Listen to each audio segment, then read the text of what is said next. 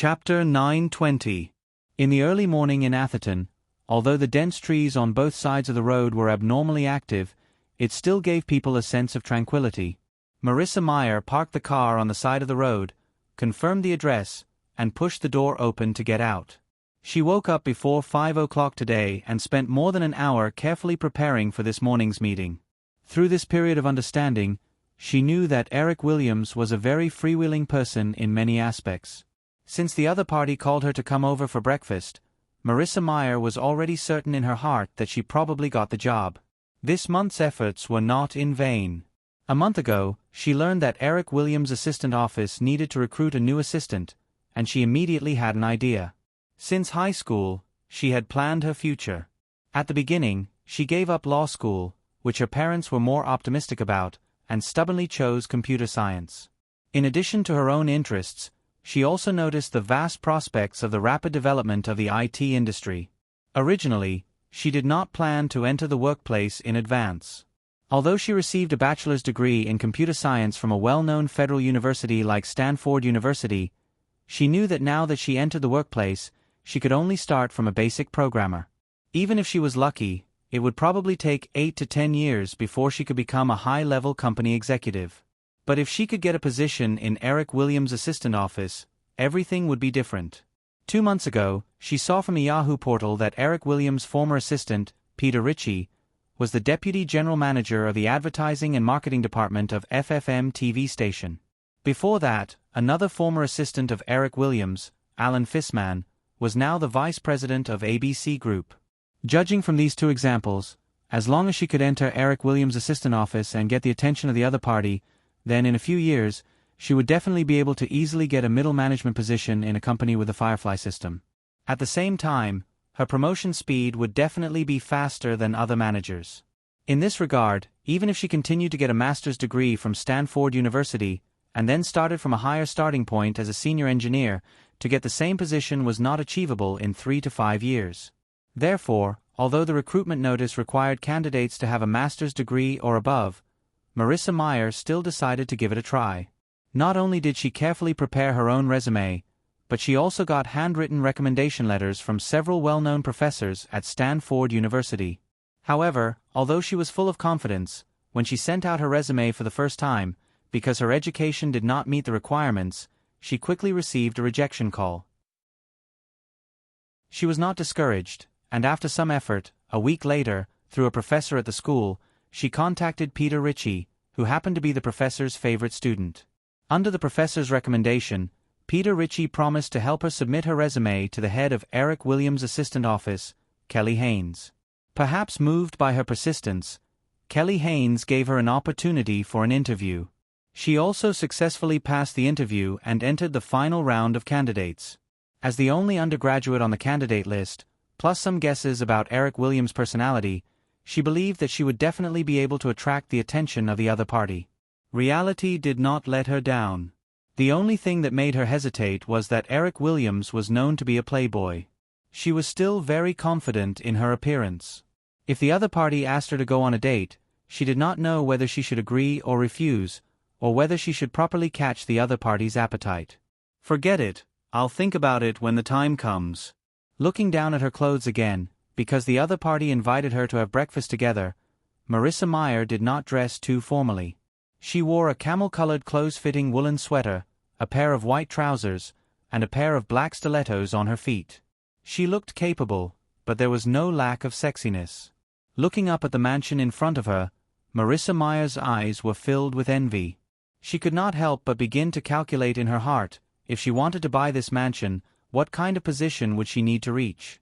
Thinking of this, she reached out and pressed the doorbell. A moment later, she saw a very petite girl turn out of the mansion's small path and walk to the front door. This was a delicate doll-like girl, only a little more than 1.5 meters in height. She also wore a woolen sweater and casual trousers, but the color was different. Marissa Meyer was just glad that the two of them did not wear the same clothes, but her face suddenly became a little uncomfortable. This girl should definitely not be an adult. She looked at most 13 or 14 years old. Marissa Meyer did not want to touch on these rich people's private matters. "Hello, Miss Mayer." Eric is already waiting for you. Carolyn opened the door to let Marissa Meyer in and politely greeted her. Noticing the unnatural expression on Marissa Meyer's face, Carolyn immediately felt a little embarrassed. This was not the first time she had encountered such a situation, so she could easily guess Marissa Meyer's thoughts. Not wanting others to misunderstand Eric, Carolyn took the initiative to introduce herself. I am Eric's assistant, Carolyn Wilson. The doubts in Marissa Meyer's heart did not dissipate, but she realized that she had lost her composure. She quickly put away her expression and smiled as she shook hands with Carolyn. Hello, Miss Wilson. Just call me Carolyn. Please come with me. Breakfast will be ready soon. You can chat with Eric first. Carolyn led Meyer into the courtyard. The two of them entered the villa together, and Carolyn brought Marissa Meyer to the entrance of the gym. Eric, Miss Meyer is here. Marissa Meyer saw a man wearing a sports singlet and shorts on the treadmill diagonally opposite them. She gently waved her hand. Carolyn gestured for her to enter. Please, Miss Meyer. Marissa Meyer placed her bag on the table at the entrance and walked into the spacious gym. She turned her head to look at Carolyn, who nodded at her with a smile and turned to leave. Marissa Meyer walked up to Eric alone. When she thought of the achievements of the man in front of her that others might not be able to achieve in their lifetime, she could not help but feel restrained. However, she did not forget that this was actually an interview. She quickly thought about what kind of tricky questions the other party might ask. Well, he might make her stand beside him for 10 minutes to test her patience. When she thought of this possibility, Marissa Meyer could not help but straighten her back and relax her expression. The corners of her mouth curled up into a smile to make herself appear more confident. Eric was obviously not a strict interviewer. When he noticed Meyer walking up to him, he nodded at her and pressed the button in front of him a few times. The treadmill slowly came to a stop. Marissa Meyer saw Eric coming down from the treadmill, drenched in sweat. She glanced at the towel on the shelf next to him and naturally reached out to take it and handed it to him. Thank you. Eric took the towel and thanked her. He wiped the sweat off his face and looked at the woman in front of him at the same time. Eric did not have much information about Marissa Meyer in his original memory. He only knew that she had two identities, a female executive at Google and the CEO of Yahoo. But that was enough.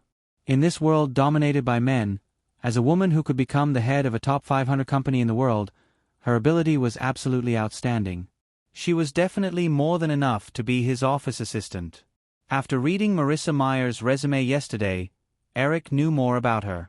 She was a female top student who had been the top student since she was a child. Kelly's evaluation of Marissa Meyer in the interview was also very high. She was calm, persistent, meticulous, and good at communicating. Well, she was also very controlling and aggressive. These two characteristics could not be considered as shortcomings. After simply wiping his sweat, Eric hung the towel around his neck and nodded at Meyer, who was looking at him without avoiding his eyes. You are very beautiful. Meyer was originally waiting for Eric's possible questions. When she saw him looking at her, she was somewhat surprised. But she did not hesitate and responded with a smile. Thank you for your compliment, Mr. Williams. Although she said this, Meyer was a little disappointed. He did not hire her just for her appearance, right? This was not a good thing. She did not want to be treated as a vase like the petite girl just now. She did not know much about Carolyn, although she was often described as having a Barbie doll face. She did not think that the petite girl who looked like a doll had any ability to work. But in the blink of an eye, she made up her mind. In any case, she would get this job first. If Eric Williams did not pay attention to her talent, she could still change jobs. Working as an assistant in Eric Williams' office would be a very good experience. She would not have to worry about not being able to find a good job. Eric praised Meyer and walked out of the gym. Meyer took the initiative to follow him. When they came to the living room, Eric said to Meyer, "Sit for a while. I will go take a shower." Marissa Meyer nodded and watched Eric go up the stairs to the second floor. She went to the sofa and sat down, curiously looking at the villa. Her mind calmed down. Not far away, The conversation in the kitchen fell into her ears. She did not hear anything clearly and was not too curious. She began to think about Eric's actions just now. This guy who was about to become her boss was not harsh, not tricky, and was polite. Although most people would behave like this when they first met, she was still very confident that she could distinguish whether a person's words and actions were pretentious or genuine. Therefore, he should be easy to get along with. But he directly praised her for being beautiful. He was definitely a playboy. But his body was really good. She felt that she was a little wrong and quickly put away her thoughts. Carolyn came out of the kitchen again. Maya took the initiative to stand up and pointed in the direction of the kitchen. "Carolyn, is there anything I can help you with?" "Thank you, but breakfast is ready." Carolyn looked around and asked, "Where is Eric?" Marissa Meyer pointed to the stairs. "He finished exercising and went to take a shower." "Oh, then let's go to the dining room first. I will introduce you to Melanie. She is also Eric's assistant." Eric took a simple shower, changed his clothes and went downstairs. In the dining room, the three girls were already chatting enthusiastically. "What are you talking about?" Eric asked curiously as he sat down at the table with a smile. "Nothing." Carolyn, who was closest to Eric, shook her head and stood up together with Melanie. One went to the kitchen to bring breakfast, while the other placed today's newspaper in front of Eric. Marissa Meyer was still surprised when she heard that Carolyn and Melanie were both graduates of Harvard Business School. Seeing that they had become two little maids in the blink of an eye, she also quickly stood up. Seeing that Eric's eyes fell on the newspaper and didn't say anything, she consciously followed Melanie to the kitchen to help bring breakfast. Carrying a small basket of bread, she followed Melanie out. Meyer saw that she and Carolyn stood on both sides of Eric, one on the left and one on the right, one on the right. One was pouring milk, while the other was poking fried eggs. They seemed to have a tacit understanding. She suddenly began to feel nervous in her heart. She wouldn't have to do these trivial things in the future, right? Although she thought so in her heart, she felt that she had already involuntarily moved closer. She picked up the bread and put a piece of bread in front of Eric's plate. She also asked, "Mr. Williams, is one enough?" Eric had just opened the San Francisco Chronicle in his hand. When he heard Meyer's question, he looked up at both sides and said, "You all sit down, I can do it myself." Melanie put a fried egg on Eric's plate. When she heard Eric's words, she couldn't help but curse in her heart, "Hypocritical boss, we have already done it, and you want to do it yourself. You are too insincere." Of course, she only dared to think so. Looking at Carolyn's satisfied little face when she was busy with these things, she suddenly felt even more resentful. Eric quickly browsed through the San Francisco Chronicle, but he didn't find any important news. He put the newspaper aside and took a sip of milk. He looked at Meyer and said, "I saw on your resume yesterday that you have already received a postgraduate admission letter in the field of artificial intelligence?" Except for the details just now, the atmosphere in the restaurant was very relaxed. Marissa Meyer didn't act too formal and nodded naturally, "Yes." "Then finish it," Eric nodded and said. When he noticed the disappointment in Meyer's eyes, he smiled and added, "I mean, while taking care of this job, I hope you can get a master's degree at the same time." "Is there a problem?" Most American universities accepted on-the-job postgraduate students. Although Marissa Meyer didn't know much about Stan's information in this regard, when she heard that she had received the job of assistant in Eric's office, she nodded without hesitation and said, "No problem, but Mr. Williams, I think I am now qualified for the upcoming job. Is there a need to continue to study as a postgraduate?" Chapter 921. Eric nodded and said, "If it's other majors, it may not be necessary, but in the field of artificial intelligence, I still hope you can accumulate more knowledge in this area." Speaking of artificial intelligence, perhaps most people's first thought was robots. But this was not the case. Artificial intelligence was just a branch of computer science. Among them, Internet search engines happened to be a practical application of artificial intelligence that was closely related to the lives of ordinary people. In recent years, under Eric's special attention, Yahoo had not given up the development of more intelligent search engine technology. Because the search engine carried by the Yahoo portal itself was very good, pure search engine companies such as InfoSeek that should have appeared in the original spacetime did not appear. Even the AOL portal was embedded with the Yahoo search engine.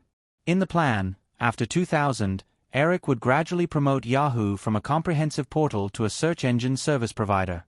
Now, since Marissa Mayer took the initiative to come to his door, Eric naturally would not let her stay in his assistant's office. The best place for her in the future was naturally Yahoo. The IT industry was very different from the media industry. The media industry valued work experience and creativity more. Even if a person did not go to college, they could still become a senior executive of a large media group.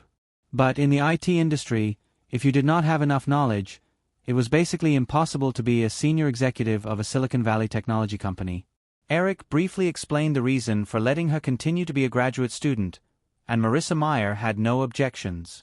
However, after eating breakfast and leaving Eric's mansion in Atherton, Marissa Mayer felt that everything she experienced this morning was a bit strange. Thinking back carefully, throughout the whole process, Eric gave her the feeling that he knew her. She did not feel any sense of strangeness from Eric. Instead, she felt a bit of inexplicable familiarity. But she was 100% sure that she had never seen him before, and it was unlikely that Eric had seen her before. Thinking about it carefully, Marissa Mayer could only count it as the unique charisma of a person like Eric Williams. He was able to create such a huge economic empire at such a young age, so he naturally had something different from ordinary people. Eric had ordered the plane to pick up Miranda in Brisbane yesterday to divert to San Francisco so that it would be convenient for him to fly directly to New York. After breakfast, he received a call saying that the Boeing 767 would land at the San Jose International Airport at 8:30 a.m. It was almost time, so he left Atherton with the two women and his bodyguard and directly rushed to the airport. During the 14-hour non-stop flight from Brisbane to San Francisco, Miranda was in a state of excitement. After the plane took off from Brisbane, Miranda kept walking around the plane like a kitten declaring its territory. She visited every place, including the screening room, the conference room, the study room, the bathroom, the living room, the bar. Until she secretly drank a small glass of very strong whiskey and felt sleepy, the girl went into the bedroom of the presidential suite with a red face and fell asleep. The plane landed on the runway of the San Jose International Airport with slight bumps. Miranda's assistant, Claire, knocked on the door several times but did not get a response. She worriedly barged in and saw the girl who was still sleeping soundly on the big bed. Eric had planned to send Miranda back to Los Angeles and enter the airport, but after hearing Claire's report, he had to get on the plane first, intending to wake this lazy cat up. Miranda felt someone patting her and woke up in a daze. When she saw that it was Eric, she smiled sweetly and hugged him.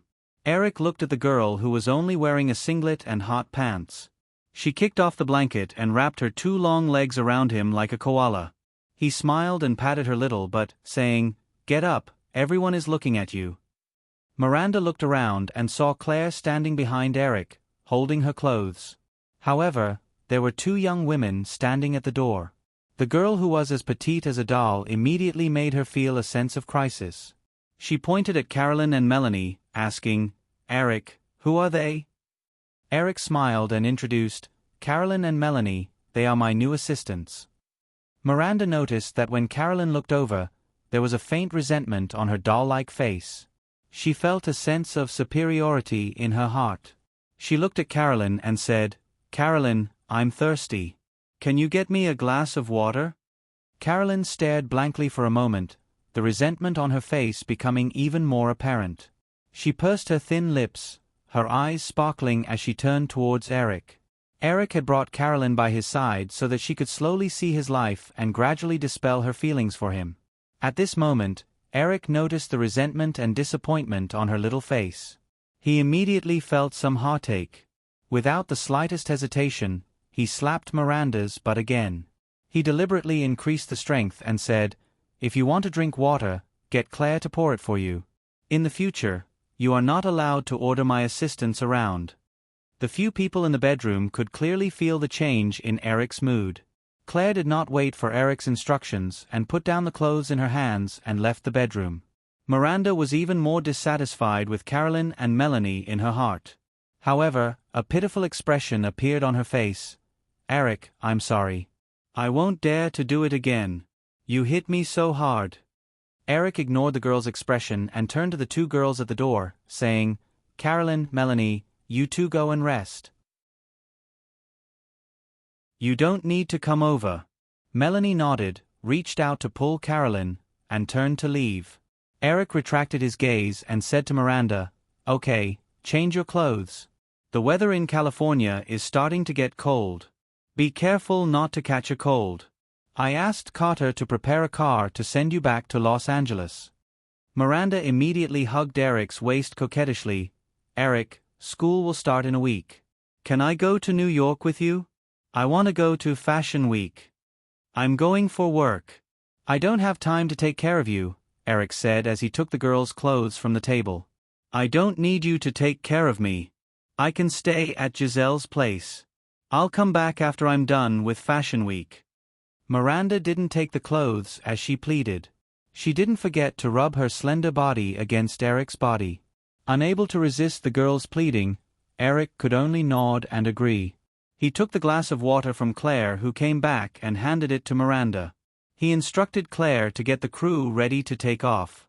Then he asked Miranda, who was in his arms, "Are you close to Giselle?"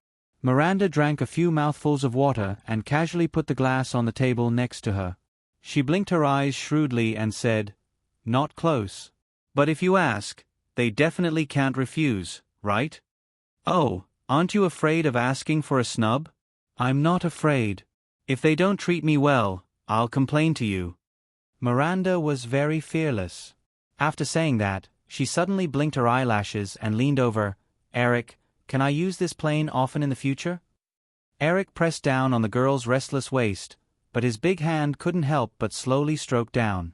He shook his head and smiled. "That won't do. This plane is for everyone's work. We can't let you mess around. In a few years, when the few planes I bought are delivered, you can use it as you wish." Miranda cheered excitedly and leaned over to kiss Eric's face. She even reached down and unbuttoned her little hot pants. She leaned over and whispered into his ear, "Eric, touch it. Is my skin better?" The Boeing 767 was refueled at the San Jose International Airport. Soon, it took off again and rushed to New York. After the plane stabilized in the air, Melanie unfastened her seat belt in the lounge located in the middle of the plane. Looking towards Carolyn, who still had a somewhat gloomy expression on her face, she said, "Okay, Carolyn. Now you understand, right? He's a bastard. It's not worth it to feel sad over a fellow like him." "No, I'm not sad." Carolyn shook her head. Her eyes were still a little blank. She said, I just. Melanie simply pulled Carolyn up and said, "Let's go. I just saw a bar on the plane. Let's go and have a drink." Carolyn obediently followed Melanie and stood up. She muttered, Don't tell me you don't understand why Boss is interested in other girls and is indifferent towards you?" Carolyn's face immediately turned red. However, she lowered her little head and did not refute. Melanie brought Carolyn to the bar. She did not hold back and picked out a bottle of expensive red wine from the wine cabinet. She opened it and sat down beside the bar counter. Carolyn said, "However, to be honest, he's really very good to you. Even a blind person can see that. Just now, that little bitch wanted to order you around, but was immediately stopped by him." Carolyn wrinkled her brows and said, "Melanie, don't call others that. It's very impolite." Melanie placed 2 wine glasses in front of the two and said, "Okay, let's change the way we call each other. How about the little beach? The beach by the sea?" Carolyn could not help but pat Melanie's arm and said, "Isn't that the same?" Melanie did not mind Carolyn's little actions at all. She smiled and said, "Okay, let's go back to the previous topic. Why is he so good to you, but has no interest in men and women?" Carolyn raised her little face, waiting for Melanie to continue speaking. Melanie kept her in suspense. She raised the wine glass and took a sip of red wine. Only then did she faintly say, "According to my analysis, there are two possible reasons. Huh? First, Melanie raised a finger and said, "He's gay." Carolyn immediately shook her head. "That's not the case." Melanie also smiled. She extended her hand and pinched Carolyn's little chin. She said, "Of course I know that. If Eric Williams is gay, then there are no normal men in this world. Therefore, there is only the second possibility." "Oh." Melanie put up a second finger and said with certainty, "He treats you as his daughter." Carolyn immediately opened her eyes wide. Her face was as red as the red wine in front of them. How is that possible?" Melanie, on the other hand, was very certain of her own opinion. She analyzed, "Hey, after being together for so long, you must know better than me that Eric's mental age is much more mature than his physical age. Sometimes, he's just like an old man. Old men like little girls. Your personality is so pure, and you're so small. Oh, you're also very smart and obedient. You're basically in line with the image of a perfect daughter in an old man's heart." Carolyn blinked her eyes and stared blankly for a moment. Only then did she retort, "He has a daughter called Hawaii. This I know. There's no rule that says that a father can only have one daughter." Melanie immediately shook her head. She also knew that Eric already had a son and a daughter. This was not a secret in the circle. However, in the blink of an eye, Melanie caught a crucial piece of information from Carolyn's words. "That's Hawaii. Is that his daughter's name?" Carolyn nodded. Eric had mentioned it to her by chance before. It was the first time Melanie had heard the name of Eric's daughter. After pondering for a while, she couldn't help but laugh. What a reckless guy. He actually gave his daughter such a strange name. Hee, how nice it would be to call her Carolyn. Carolyn's face, which had just recovered a little, suddenly turned red again. She got up and walked out of the bar. She said, "I don't want to listen to your nonsense." More than 4 hours later, the Boeing 767 arrived at the East Coast. However, it did not land at JFK International Airport, which was close to the center of New York. Instead, it landed at MacArthur Airport in the middle of Long Island. It was very close to East Hampton. When he returned to New York, he definitely had to stay with his woman and child for a few days. When the plane landed, it was drizzling in Long Island. The East Coast was not like California where it was spring all year round. It was already autumn, and the rainy days were a little cooler. "I have already called Giselle. You can go directly to their residence on Madison Avenue. I will go to Manhattan in 2 days." Eric stood next to a car that had come to pick him up. He said a few words to Miranda and sent her and the assistant named Claire to the same car. After the girl left, Eric turned to Carolyn and Melanie beside him. Carolyn looked at him with a strange expression. Eric thought that she was still bothered by the matter between him and Miranda, so he didn't take it to heart. However, he noticed that Carolyn was still only wearing a thin, close-fitting woolen sweater. He asked with concern, "Where's your coat? It's a little cold here. Put it on." Carolyn shook her head subconsciously and took a step back. She avoided Eric's gaze and said, I'm not cold." Melanie, who was next to her, suddenly showed a proud smile. "See, I was right. Then get in the car first." Eric had asked the ABC headquarters to send 3 cars over in advance. He reached out and opened the door of another black Mercedes-Benz and said to Carolyn. Carolyn hesitated for a moment, but she still got into the car obediently. However, she still avoided Eric's gaze. Eric took a bunch of keys from the driver sent by ABC and handed it to Melanie. "This is the key to my residence on 6th Avenue. You and Carolyn can live there first. Consider it as a work benefit. You don't have to work these 2 days. You can take her around Manhattan." Melanie had no intention of being courteous with Eric. Taking the keys from his hands, she said, "Thank you, Eric." "Okay." She paused for a moment before adding, "I'll take good care of Carolyn." Eric naturally couldn't know what the 2 girls were thinking. Watching them leave in the car, he sighed slightly. However, he thought that it was good to let Carolyn slowly let go of her feelings for him.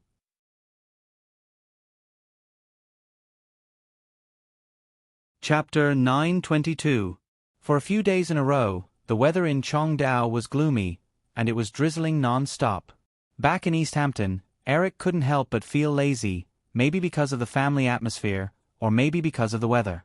Last night, he read Harry Potter and the Sorcerer's Stone to the 3 kids until late at night. When he returned to the bedroom, he was in the mood to cuddle with the 2 women again. When he fell asleep, it was already past 2 in the morning. He was woken up by Joanna once in a daze. He decided not to eat breakfast and planned to stay in bed for a while. He vaguely heard the sound of a car engine and people talking in the front yard. He turned over and wanted to sleep for a while more, but the bedroom door was pushed open. He half opened his eyes and looked. He thought it was Joanna, but then he heard the sound of leather boots tapping on the floor. Joanna wouldn't wear high heels at home, let alone such hard-soled leather boots. The smell of a different perfume came. Feeling that the woman was squatting by his bed, as if she was looking for something, Eric reached out and grabbed a magazine next to his pillow and slapped it. Eva Pakula didn't know that Eric had woken up. She had picked up the foundation brush on the dresser and planned to tickle Eric. She was startled when Eric suddenly slapped her. "Eric, why did you hit me?" Eric knocked Eva's head again and scolded her. What kind of crazy girl would barge into her brother-in-law's bedroom so early in the morning? "Get out." "Wow, damn it. You're only 1 year older than me, but you talk like an old man. Besides, it's already 10:30. It's not morning." Eva Pakula snatched the magazine from Eric's hand and threw it aside. But she didn't intend to leave. Half squatting on the edge of the bed, she asked in a gossipy tone, "Eric, did you really ban the Angels of Victoria's Secret from dating Leonardo DiCaprio?" Eric didn't know what to say about this careless sister-in-law. He was only wearing a pair of shorts under the blanket, and it was inconvenient for him to get out of bed like this. He could only say perfunctorily, "Since you already know, it should be true." Eva Pakula chuckled and said sneakily, "Do you know what they call you in private now?" "I don't know, and I don't want to know." Eva Pakula originally wanted to keep Eric in suspense, but seeing that he was completely uninterested, she could only take the initiative to say, "They are now calling you Jealous Daddy in private, the jealous daddy who doesn't allow his daughter to fall in love with a boy, hee." "It's very appropriate. A daughter should be lacy. What's the point of dating?" Eric nodded in satisfaction. He picked up the pillow next to him and slapped it. "Now, get out. Oh, I'll tell my sister later that you're planning to make Shashya a lesbian." Eva Pakula snatched the pillow and hit Eric a few times in retaliation. Then, she got up. "Also, I came here with Emily and the rest. Everyone is waiting for you downstairs. Hurry up and get up." As she said this, Eva rolled her eyes. Suddenly, she smiled mischievously and reached out to pull Eric's blanket. However, not only did she fail to pull the blanket away, but she was also pulled onto the bed by Eric, who was already on guard. Then, she was slapped hard on the butt. A crisp slap sounded in the bedroom. Eva, whose prank didn't succeed, jumped up from the bed. She rubbed her butt and was about to say something when Eric said first, "If you don't get out, I'm going to tell everyone that you're planning to molest me." "Bah, it's obviously you." Eva spat with a red face. Her tall leather boots stomped on the wooden floor and she ran out like a drum. Eric got dressed, washed up, and went downstairs. Chris and Emily were chatting with Joanna and the rest in the living room. Emily Brighton was only 2 months away from her due date. However, she still hadn't put down the management work of the LTD group. It seemed that she had no intention of taking maternity leave at all. Everyone exchanged a few simple greetings. Emily couldn't wait to talk to Eric about the preparations for this year's Victoria's Secret fashion show. This year was the 4th edition of the Victoria's Secret fashion show. After several years of construction, the Victoria's Secret fashion show had now become a veritable Super Bowl of the fashion industry. After the first edition created a miracle of 46 million viewers, although the ratings began to decline, the highest number of viewers for the second and third editions still exceeded 30 million. Driven by the Victoria's Secret fashion show, the entire LTD group had maintained an annual growth rate of more than 20% in recent years. This figure might not be a big deal in the emerging IT industry. However, In the traditional fashion industry, an annual growth rate of more than 20% was absolutely a miracle. On the other hand, the market share of Victoria's Secret lingerie brand had increased from the initial 10% to 33% in the second quarter of this year. The overall annual turnover of the LTD group had also risen from about $3 billion after the completion of the acquisition and integration of various aspects to nearly $6 billion. It had almost doubled in 3 years. Recently, the market value of the LTD group had reached a high of $10.6 billion, which was about 3 times the market value after the completion of the acquisition. According to your original suggestion, the Victoria's Secret fashion show needs several hot topics for publicity operations every year. Next year is the last edition of the show for Cindy, Linda, and Christy. The plan for the year after is the Millennium Fantasy Bra. This year is quite difficult. We plan to focus on a few guest singers. Celine Dion, Backstreet Boys, and Elton John have all accepted the invitation. They have already started to choose songs. Emily introduced the preparations for this year's Victoria's Secret fashion show and looked up at Eric. I heard that you're building a girl group in the UK. Can they make it in time to perform in November? Eric shook his head and said, even if they can make it in time, it's not possible. I hope they can develop in Europe first. Besides, Celine Dion, do you think she's suitable for the stage of Victoria's Secret? Of course. Emily nodded without hesitation and said confidently, just use My Heart Will Go On. We've already designed a set of shipwreck themes. The live performance may not be very good, but after post-editing, the picture will definitely be very beautiful when broadcast on TV. The Victoria's Secret fashion show was mainly aimed at tens of millions of TV viewers. The film and television accompaniment was to let the music adapt to the camera, but on the other hand, to let the camera match the music, which was actually a music MV, was not too difficult to achieve. Eric pondered for a moment and also felt that it was not difficult to combine My Heart Will Go On with the Victoria's Secret fashion show to achieve the perfect TV picture effect. It would be fine to add some long-distance shots or slow-motion elements. In that case, you'd better find a better cinematographer. It's still Nika. I've already talked to him, Emily said. She even joked, you're shooting fewer and fewer movies now. You can't be thinking that your exclusive cinematographer is also idle, right? He still has to earn money to support his family. Eric was a little surprised. He smiled and said, I originally wanted him to help me shoot the MV, but since that's the case, let him prepare for the Victoria's Secret fashion show with peace of mind. I'll just change the cinematographer. Heh, even if you don't want to, you have to. Don't even think about snatching him from me, Emily said and looked at the kitchen. Virginia and the rest were preparing lunch. She ignored Chris and asked, I heard that Helena and Leonardo are dating, and I wanted to take the opportunity to hype up this news. So, how did he provoke you? Eric spread his hands and said with a smile, Of course you know, jealous daddy. That's it. Chris obviously did not know anything about this.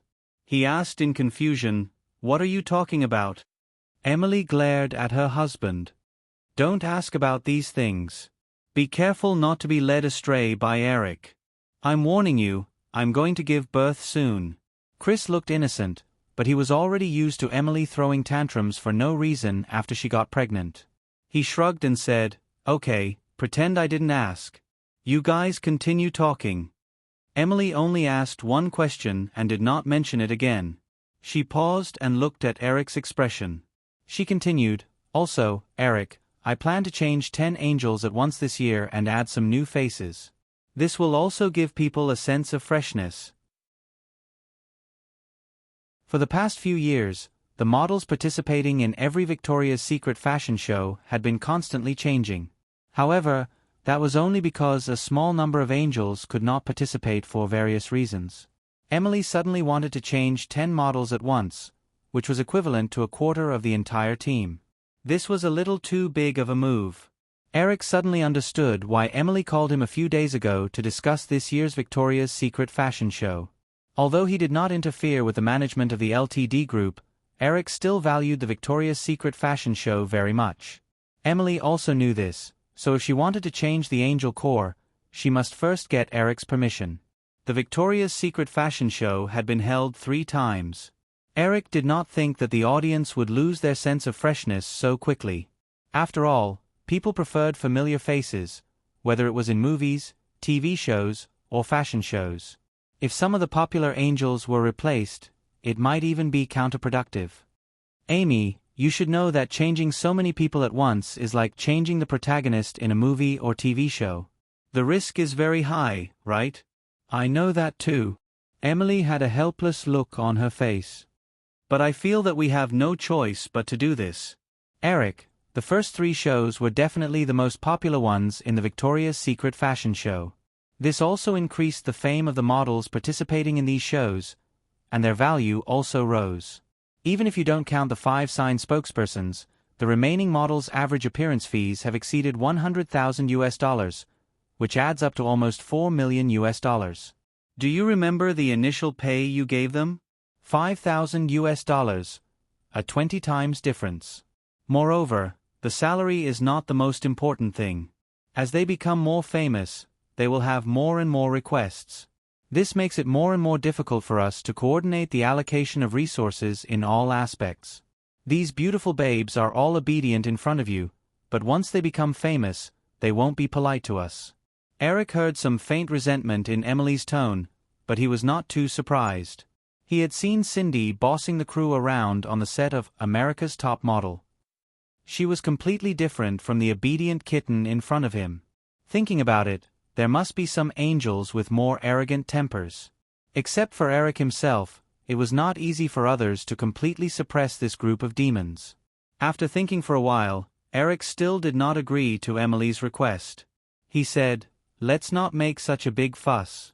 This time, we will replace 5. If you think it is necessary, we will replace 5 next year." Emily's face seemed a little unwilling, but she still nodded and said, "Okay." Eric saw something strange in Emily's expression and suddenly asked with a smile, "Don't tell me you're just looking for an excuse to suppress them. You didn't plan on replacing so many people in the first place, did you?" The 40 members of the Victoria's Secret Army might seem like a lot, but after years of high exposure, each of these beauties had amassed a sizable fan base. These fans would influence the people around them, and the brand awareness of Victoria's Secret would be even more deeply rooted in the hearts of the people. As a shrewd businesswoman, Emily was obviously more aware than Eric of the potential impact of a big change in the Victoria's Secret Corps. Eric did not want to make a big fuss over the Victoria's Secret Corps, and she certainly did not want to do so either. The reason why she suggested a big change in the Victoria's Secret Corps was probably because she wanted to get an imperial sword from Eric to suppress the demons who had gone too far. Eric had already expressed his stance. If they did not listen to him, they would all scram. They might even be banned by the Firefly group. Emily was stunned for a moment, but she didn't deny it. She nodded and said, "I really do want to change some people. It's better if you agree, but if you don't, I hope you can warn them not to go overboard." "But..." Emily glanced at Eric teasingly and said, "I think you won't be willing. They're daughters, after all, and a group of beautiful daughters." Chris, who had been listening quietly, had just brought a cup of coffee to his mouth. When he heard Emily's words, he thought of the jealous daddy just now. After connecting the dots, he suddenly understood something. He immediately choked on his coffee and coughed repeatedly. "What are you doing?" Emily glanced at her husband with dissatisfaction and turned her body away in disgust. Eric also picked up the tissue on the coffee table and handed it over. Chris shook his head apologetically as he wiped the coffee stains on his shirt.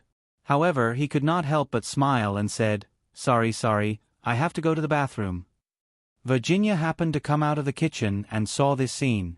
She asked curiously, "What's wrong?" "It's nothing." Chris choked on his coffee, Eric explained and asked, "Is lunch ready?" "Yes, let's go to the restaurant," Virginia said and walked over to help Emily up. Emily held Virginia's arm and stood up. She did not forget to say to Eric, "Taking advantage of the New York Fashion Week, we just happened to hold an interview to select a few new angels. When do you plan to come to Manhattan? You can also help us take a look at the theme sets we designed." "I'll go tomorrow, but I have to go to Bayouan City in the north of Manhattan first." Blue Sky Studio is there. I have an appointment with them to watch the script presentation of a new 3D animation. There's a high-level meeting at ABC the day after tomorrow, so I can only make time after that.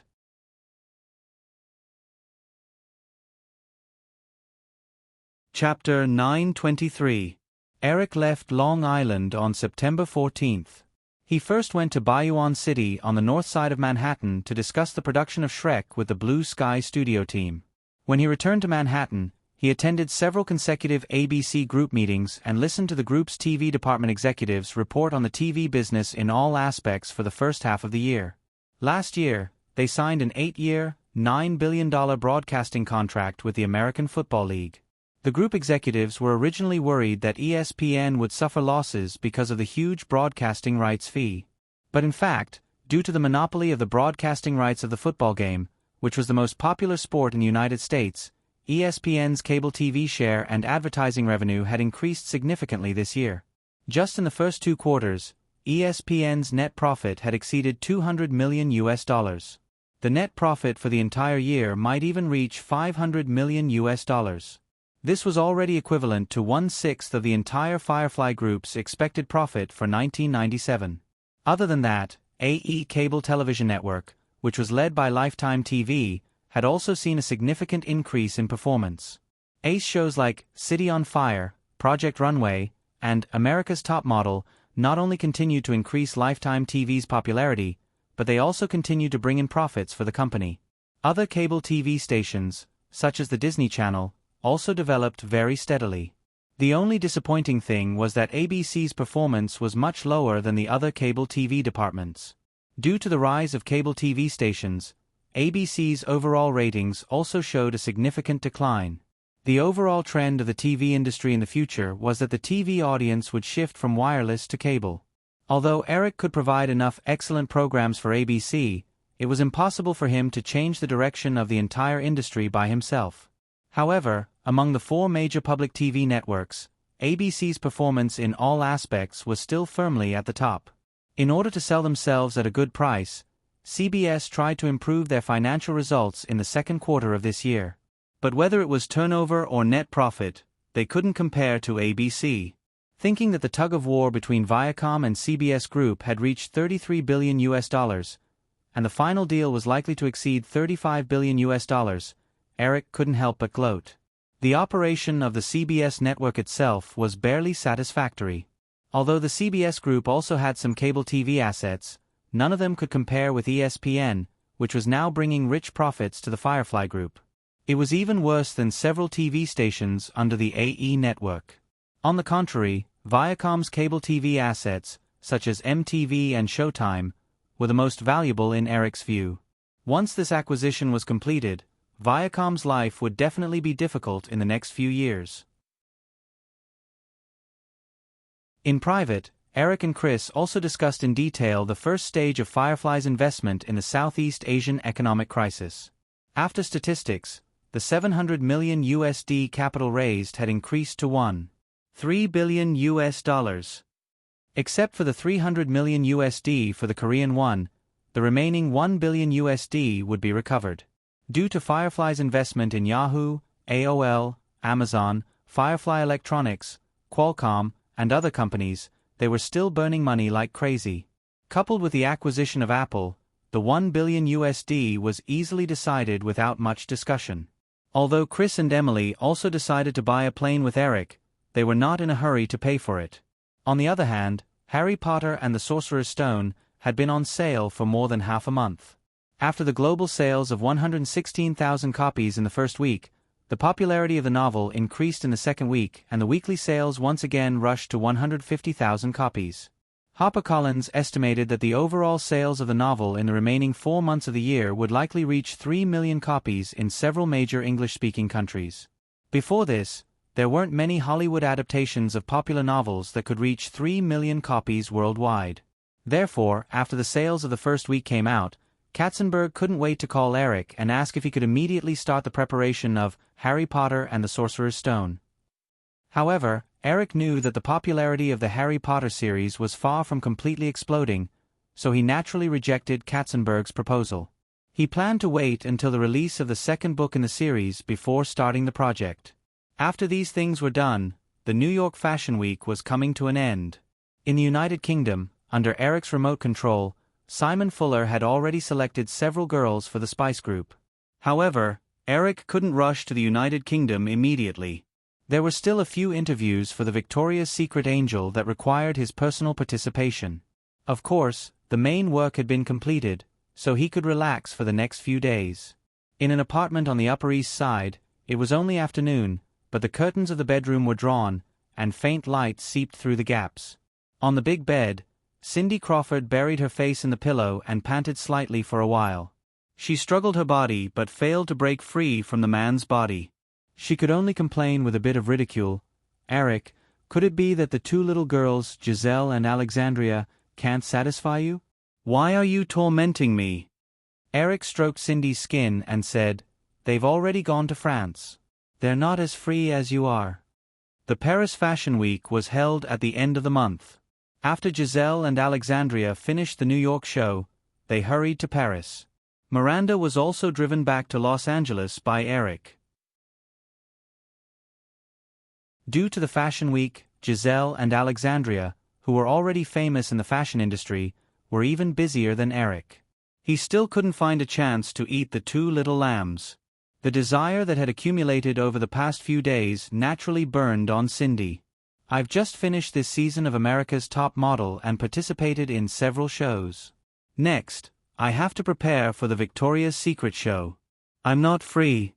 Cindy twisted her body again and finally swam out from under Eric like a mermaid. She grabbed a piece of clothing and looked at it. It was Eric's shirt. She put it on and tiptoed to the desk by the window in the bedroom. She turned on a laptop on the desk and said, "Since you're here, help me check my stocks. These days, they've been going up and down, making me feel uneasy." Eric looked sideways at the woman fiddling with the laptop for a while. She walked back with a cable in her hand. He thought to himself that he should urge Firefly Electronics to speed up the development of Wi-Fi equipment next time. However, he smiled and said, "The stocks you bought must have risen a lot. Aren't you afraid that I'll be tempted by the money?" Cindy put the laptop on the bed and lay next to Eric. She glanced at him flirtatiously and said, "You should be the one who's worried, Mr. Biggest. Aren't you afraid that I'll be tempted by the money?" Eric pulled the blanket over the two of them. He pulled the laptop in front of him and skillfully operated it. He said, "Isn't it jealous, Daddy? How did it become Mr. Biggest?" Mr. Biggest was started by Candace. "It's been a few years. Jealous Daddy was given to you by Linda recently. Speaking of which, Linda is also in Manhattan recently. Why don't you go and mess with her? There was a Mr. Big in Desire City." The Candace that Cindy was talking about should be the beautiful author of Desire City, Candace Bushnell. When Eric heard what Cindy said, he replied, "Didn't she find a boyfriend? I'm still a man of integrity. I won't ruin other people's relationships." "That French businessman? They broke up a long time ago. Only a stupid person like Linda would think that he would marry her." Eric just smiled and didn't say anything. Except for a few women who were deeply involved with him, Eric treated the others as if they were flowers. This was good for both parties. Eric could enjoy the whole forest to his heart's content, and they could also live their own lives without any burden. Therefore, when he heard that Linda Evangelista had a boyfriend, Eric took the initiative to let go. His attitude towards other women was similar. Cindy also noticed Eric's thoughts. She smiled and said, "If Joanna or Virginia found a boyfriend, would you let go? They're the mothers of my children. Of course, it's different." Cindy's eyes flashed. She said, "You seem to trust them a lot." "Of course." Eric nodded with a smile. He had been treating the two women as his wives all these years, and the three of them had already formed a tacit understanding. Although Eric only stayed in the Hamptons for 2 or 3 months a year, the 2 women and 3 children living together did not seem lonely at all.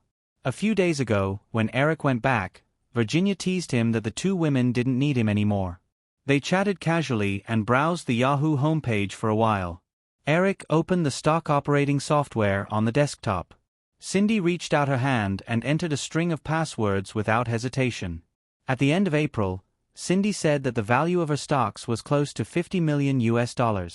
Now, although there were still only 4 stocks, Microsoft, Cisco, AOL, and Intel, the total value of these stocks had reached $76.9 million. Altogether, the value of these stocks had increased by more than 50% in 5 months. Eric opened each stock with great interest and looked at the detailed stock charts. Among the 4 stocks, Microsoft's stock had increased the most. This company's market value had increased from $120 billion at the beginning of the year to $177.3 billion now. Next was Cisco. Its market value had increased from $33 billion at the beginning of the year to $46.9 billion now. Eric did some calculations, and this meant that Firefly's 26% stake in Cisco had increased by $3.6 billion in 6 months. Next was AOL. Its market value had reached $19.3 billion. Compared to $15 billion at the beginning of the year, the increase was less than 30%. Lastly, Intel's market value had increased from $48.3 billion to $113.1 billion between 1996 and 1997. But since March this year, Intel's share prices had stopped increasing. In the last 2 months, Intel's share prices had fallen. Cindy saw Eric pausing on Intel's stock chart for a while and said, "I am worried about Intel. I had checked the data, and it seems that the sales of their chips this year did not meet expectations. AMD, IBM, and Motorola had all released new chips, and they had taken over Intel's market share. Eric, should I sell all my Intel shares? Many people only know about Intel and AMD, but in the 1990s, there were still many manufacturers producing CPU chips. Apple was using Motorola's Might chips. However, as the Wintel alliance grew stronger and stronger, most of the other brands were pushed out of the market, leaving only AMD hanging on by a thread." Eric shook his head and said, "Actually, in my opinion, Intel shares are the most valuable among these stocks. I remember that Intel's profits for the first half of this year were $2.5 billion. This is more than the other 3 companies combined. So, you are saying that I should keep them?" "Of course." Eric nodded and said, "Even if you don't sell them for the next 10 or 20 years, you can still get a few $100,000 dividends every year." Cindy thought for a while and said, "I am not short of money now." "So, you are saying that I can keep all these shares?" "Just follow what I taught you. Wait for Yahoo to get listed, and sell it all at once. This way you can get back all the dividends you earned over the past few decades." When Cindy heard what Eric said, she guessed that some of these stocks were not worth holding for a long time.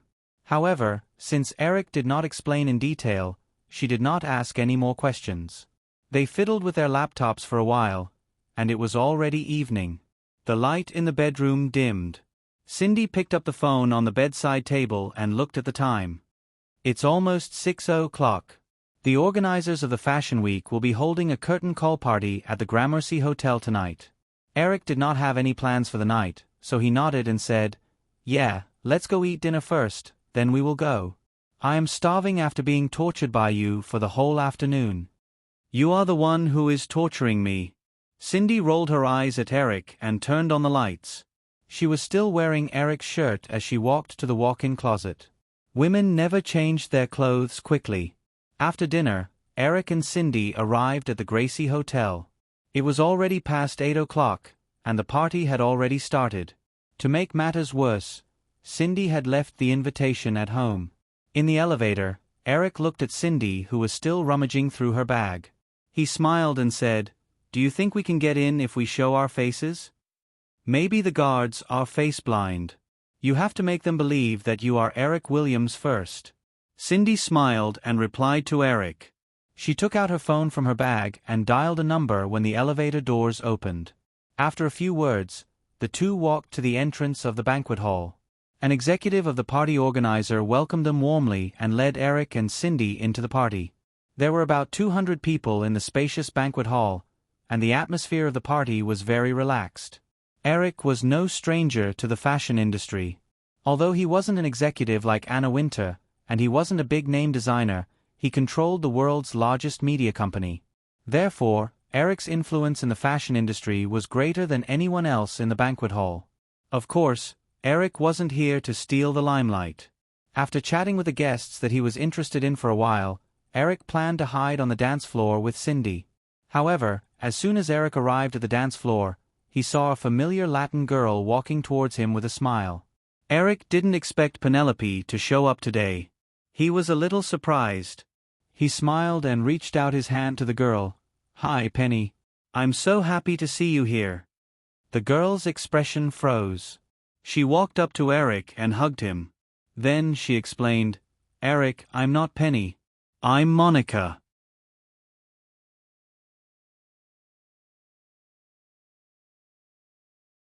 Chapter 924. A few years ago, one of the Cruz sisters was charming while the other was immature. It was still easy to distinguish them. However, looking at Monica Cruz, who was now 20 years old, Eric really didn't feel any difference between her and his sister. "I'm really sorry, Monica. You're more beautiful than a few years ago." Eric looked at Monica Cruz and introduced her to Cindy beside him. "Cindy, this is Monica Cruz, Penelope Cruz's sister. Look, don't they look alike?" "Yeah, I thought it was Penelope too." Cindy shook hands with Monica politely and glanced at Eric with a playful smile. "You guys talk then. I happen to have something to talk to Anna about." After Cindy finished speaking, she secretly pinched Eric's arm before walking towards Anna Wintour, who was not far away. Since they were on the dance floor, Eric reached out to Monica. "Dance with me?" "Okay." Monica nodded, stepped forward to hold Eric's arm, and walked towards the dance floor. Accompanied by light and slow music, Eric held Monica's waist and danced slowly. He also noticed that Monica didn't seem to want to talk about Penelope, so he asked about other things. "I haven't seen you for a few years. What have you been doing recently?" "I've been taking acting classes and acted in a few movies." Monica looked up at Eric with some anticipation in her eyes, but she was obviously not as bold as Penelope. Instead, her expression was timid. She started taking acting classes after high school. With her identity as Penelope's sister, it was easy for her to get some roles. However, there were not many important roles because the mainstream studios basically wanted her sister to act in the movies, not her sister, who was far less famous. Therefore, there was no improvement in the past few years. Monica used to hope that her sister could help her, but after staying in Hollywood for a long time, she gradually understood that although her sister became an A-list actress in Hollywood with the role in Breakin' Beauties, as a Latina and not an American, Penelope actually had no say in Hollywood. Naturally, she couldn't help her much. Because the appearance of the two sisters was too similar, she gradually felt that her sister was on guard against her. In the past 6 months, her sister had more than once hinted that she wanted her to go back to Spain. Feeling Monica's expectant gaze, Eric smiled and said, "I see. Then I'll keep an eye out and see if there are any movies suitable for you." The girl in front of him appeared in Hollywood entirely because of him. Eric didn't know if the two sisters had a conflict. However, it didn't take much effort to pull the girl along. Hollywood was full of stars with brothers and sisters. It was more than enough to accommodate 2 Latina beauties. Monica Cruz's age and appearance also happened to be suitable for the teen movies that had been very popular in Hollywood in recent years. This genre was the focus of New Line Cinema's development. At the same time, there would be no conflict with Penelope's action films and art films. Eric's casual words made Monica Cruz very excited. She was still very aware of how powerful Eric's influence was in Hollywood. Her sister was promoted to her current status by Eric's movie. "Eric, are you serious? Don't lie to me." "Do I need to lie to you, little girl? However, I will give you the opportunity, but you have to grasp it yourself. If your acting skills in the audition room don't meet the requirements, you still won't get the role." Monica Cruz nodded excitedly. After studying acting for 2 years, she was still very confident in her acting skills. Hollywood always emphasized the talent of actors, but in fact, there were only a few who really relied on talent to make a name for themselves. Most of them still had to honestly attend acting classes. Thinking about it, Monica carefully leaned over and whispered, "Eric, I can go to your place tonight." Eric came here with Cindy tonight. Naturally, it was not appropriate for him to leave with other women. It would be too inconsiderate. Shaking his head, Eric smiled and said, "I will treat you to dinner when I have time, but not today." Monica didn't dare to pester him. After a dance, she left a string of phone numbers to Eric, and the girl turned around and went to other places of the party. The next morning, Cindy Crawford was awakened by a ringtone. When she opened her eyes, she found that Eric was no longer around, but the ringtone came from the balcony. After being in a daze for a while, Cindy put on a nightgown and walked barefoot to the balcony.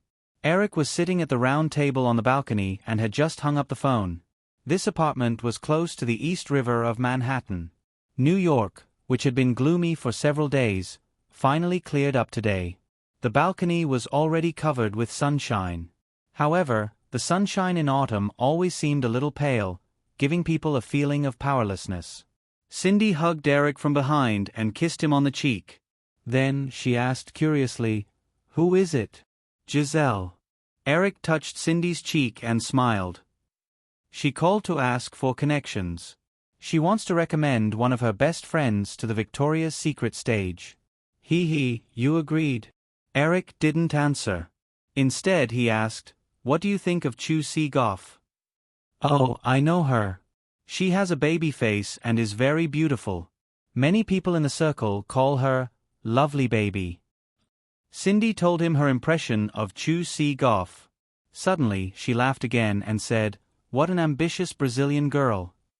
To be honest, Cindy felt that she might not have the courage to recommend her best friend to the Victoria's Secret stage. Giselle herself hadn't even entered Victoria's Secret yet, but she already had the idea of establishing her own circle.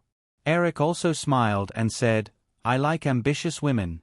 If there are too many mediocre people around, life will be too boring."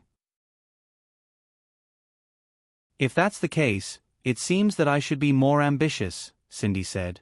She noticed that her folding board was on Eric's lap. On the notebook, there were some sketches drawn with an eyebrow pencil. She curiously took it and looked at it. Then, she said casually, "Speaking of which, I thought you left me last night and left with that girl. Beautiful sisters." "Yeah, but my sister isn't here. It's so disappointing." Eric threw the eyebrow pencil in his hand on the table in front of him and asked with a smile, "Do you have sisters?" "Yes, two, Chris and Danielle." Cindy glanced at Eric charmingly and said, "But I will never bring them to you." "Well, what are you drawing?" "A sketch of a scene. I plan to make a music video, a very interesting music video." Cindy didn't see anything interesting in the sketches in her hand. She asked, "What's interesting about it?" "I don't see it." "You'll know when it's done." "Then I'll wait for your surprise." Cindy handed the notebook back to Eric and said, "Continue drawing. I'll go prepare breakfast." Eric took the notebook, picked up the eyebrow pencil, and began drawing again. The music video he wanted to make was "Wannabe," which once made the Spice Girls famous. The rhythm of the song itself had the potential to be a brainwashing song, which was why it was so popular. However, the music video of "Wannabe," that used the one-take method, also made Eric very interested. Due to the difficulty of shooting, one take was not widely used in movies. So far, the most famous one was Hitchcock's Rope. If one's ability to control the camera was not enough and forced to use the one-take method, the effect would definitely be very bad. However, it was still very refreshing to use it once or twice every now and then. Eric did not advocate the one-take method, but he liked some classic long-shot movies very much. In his memory, Birdman, which satirized the proliferation of Hollywood superhero movies, had a long shot that was as smooth as water. Eric enjoyed it very much. Eric casually drew the concept of "wannabe" on the notebook, but in his heart, he was recalling the cameraman of Birdman, Emmanuel Lubezki's cameraman. A few days ago, he heard that Nickel had promised Emily to be the cameraman for this year's Victoria's Secret show. Eric originally planned to find another cameraman for "Wannabe." However, at this time, he couldn't help but want to pick up the camera himself. After thinking about Birdman for a while, Eric still wanted more. He searched his mind for another movie, Gravity, with Emmanuel Lubezki as the cameraman. The 10-minute-long shot at the beginning of Gravity was even more amazing. Eric carefully savored it and unconsciously had a long-lost impulse in his heart. This was the next step of his movie. After Jurassic Park and Casino Royale, Eric had been thinking about what his next movie should be. Although he could easily pick one or two movies that still had the potential of $1 billion at the global box office, those movies did not interest him too much. However, Gravity was different.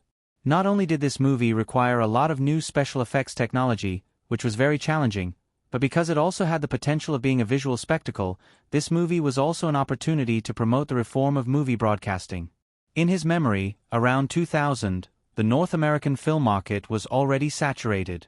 In order to continue the stability of the North American box office, in addition to increasing ticket prices, Eric had been thinking about promoting the popularization of 3D and IMAX technology in advance.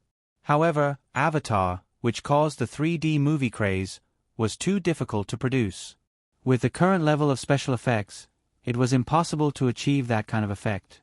However, Gravity did not have such limitations. It did not even require the introduction of a 3D camera in advance. This was because Gravity was originally a movie that had been converted from 2D to 3D, but it still received a lot of praise. Whether it was 3D or IMAX technology, they had been around for decades. In the past, they did not promote on a large scale because of technical reasons. The main reason was that there was no need to make a 3D version of traditional Hollywood movies. In recent years, with the rise of special effects blockbusters, there was a market for 3D and IMAX technology that provided a higher level of visual experience. However, Hollywood had always been very conservative. In history, before the appearance of Avatar, although Hollywood had always tried to use 3D and IMAX technology to produce movies, the people who were passionate about these technologies were basically directors who did not have a decisive say in Hollywood. In the absence of enough benefits, the upper echelons of Hollywood had always been very negative about promoting 3D and IMAX. According to tradition, if you wanted to make Hollywood change, you could only tempt it with benefits. But now, Eric did not have to take this bumpy old road. He could use the control he already had in Hollywood to force this change. At the same time, the Firefly system could also enjoy the most generous part of the benefits from this change. With this in mind, Eric turned a page in the notebook in front of him and began to think about his plan. The first thing to solve was naturally the cinema problem. In recent years, with the global rise of Hollywood, the UA and even Europe had once again become a trend of cinema construction. At present, the number of screens in North America was reaching saturation.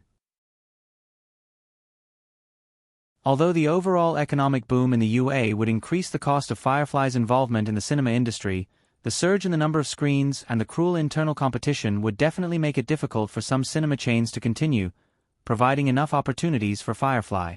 Of course, this matter still needed to be investigated in detail before making a decision. However, the establishment of a high-end 3D or IMAX cinema chain under the control of Firefly was imperative. With the cinema, the next thing to solve was naturally the problem of film sources. According to the frequency of an average 3D film source per month, 12 3D films were needed in a year. Compared to the annual production of hundreds of thousands of films in Hollywood, 12 films seemed insignificant, but it was not an easy task to meet the conditions. After all, ordinary low-budget independent films had no value on 3D screens at all. No one was willing to spend millions to shoot a low-budget film and then spend millions to convert it to 3D. Therefore, in the early stage of the promotion of 3D technology, the film sources could only be selected from mainstream big-budget commercial films, and not all big-budget films were suitable for 3D. In history, the main reason why 3D movies only became popular after the release of Avatar in 2009 was because of the film source. Regardless of whether it was 3D or IMAX, it was impossible for the cinema chain to invest in high-end cinemas without the film source. On the other hand, without enough 3D and IMAX theaters, the producers were also unwilling to invest in the production of 3D and IMAX movies. This was simply a deadlock. Now, Eric could easily solve this deadlock. In the next few years, the three film companies in the Firefly system, Firefly, MGM, and Fox, had already launched projects. There were countless blockbuster films that could be converted into 3D sources. The Lord of the Rings trilogy, the James Bond series, the Thunderbolt series, the Spider-Man series, the Iron Man series, and so on. In addition, there were also animated films from Pixar, Disney, and Blue Sky Studios. These all had the potential to be converted into 3D sources. Therefore, the three major studios combined forces to provide enough film sources for a 3D and IMAX high-end cinema chain every year was definitely more than enough.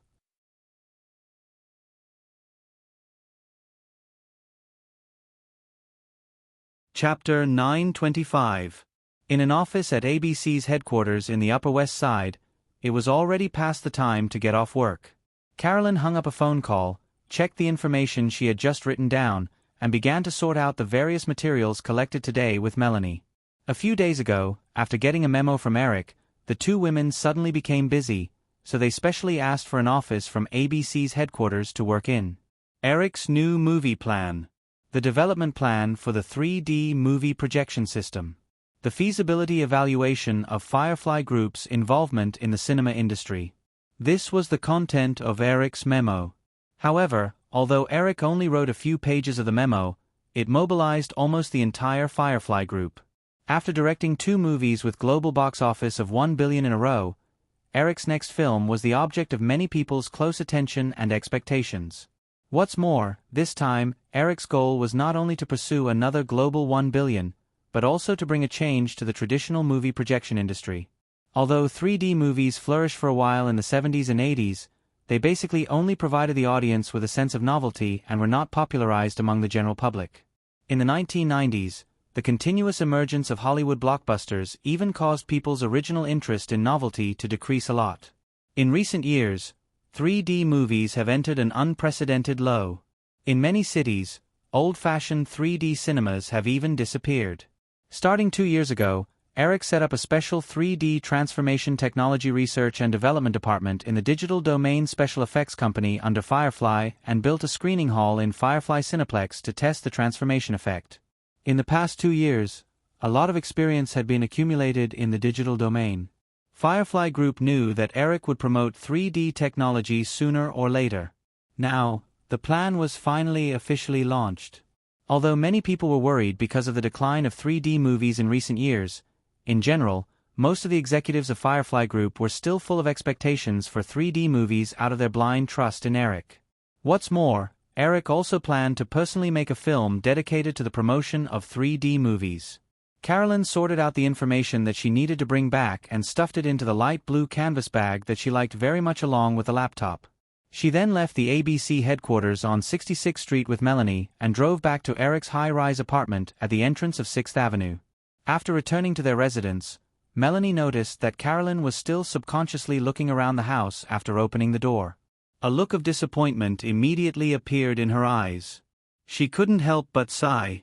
She felt that this scene was like a young wife who had worked hard all day, only to find that her idle husband had gone out to fool around again after returning home. Alright, although a certain fellow definitely wouldn't be doing nothing all day long, Melanie really couldn't find a more appropriate description. Melanie helped to take the bag off Carlo's shoulder and said comfortingly, "He's leaving for England tomorrow. Maybe he'll come back tonight. I'll call him and ask." Carolyn looked at Melanie walking towards the landline in the living room and quickly stopped her. "Melanie, there's no need. Eric might be busy with something." At this time, other than bringing a beautiful vase to a messy party, what else could he be busy with? Melanie couldn't help but say as she remembered seeing a photo of Eric taking Cindy Crawford to New York Fashion Week in a magazine a few days ago. The mansion rental company that was responsible for taking care of a large number of properties under Eric's name was also under the jurisdiction of Eric's assistant office. Therefore, Melanie was very clear that when Eric came to New York, his favorite place to live was the high-rise mansion that they were currently in. Since Eric hadn't come back to live in the past few days and didn't let them arrange another residence for him, then he must have stayed at those women's houses. Thinking about it, he really was fooling around. Originally, she was a little angry as she dialed Eric's phone number.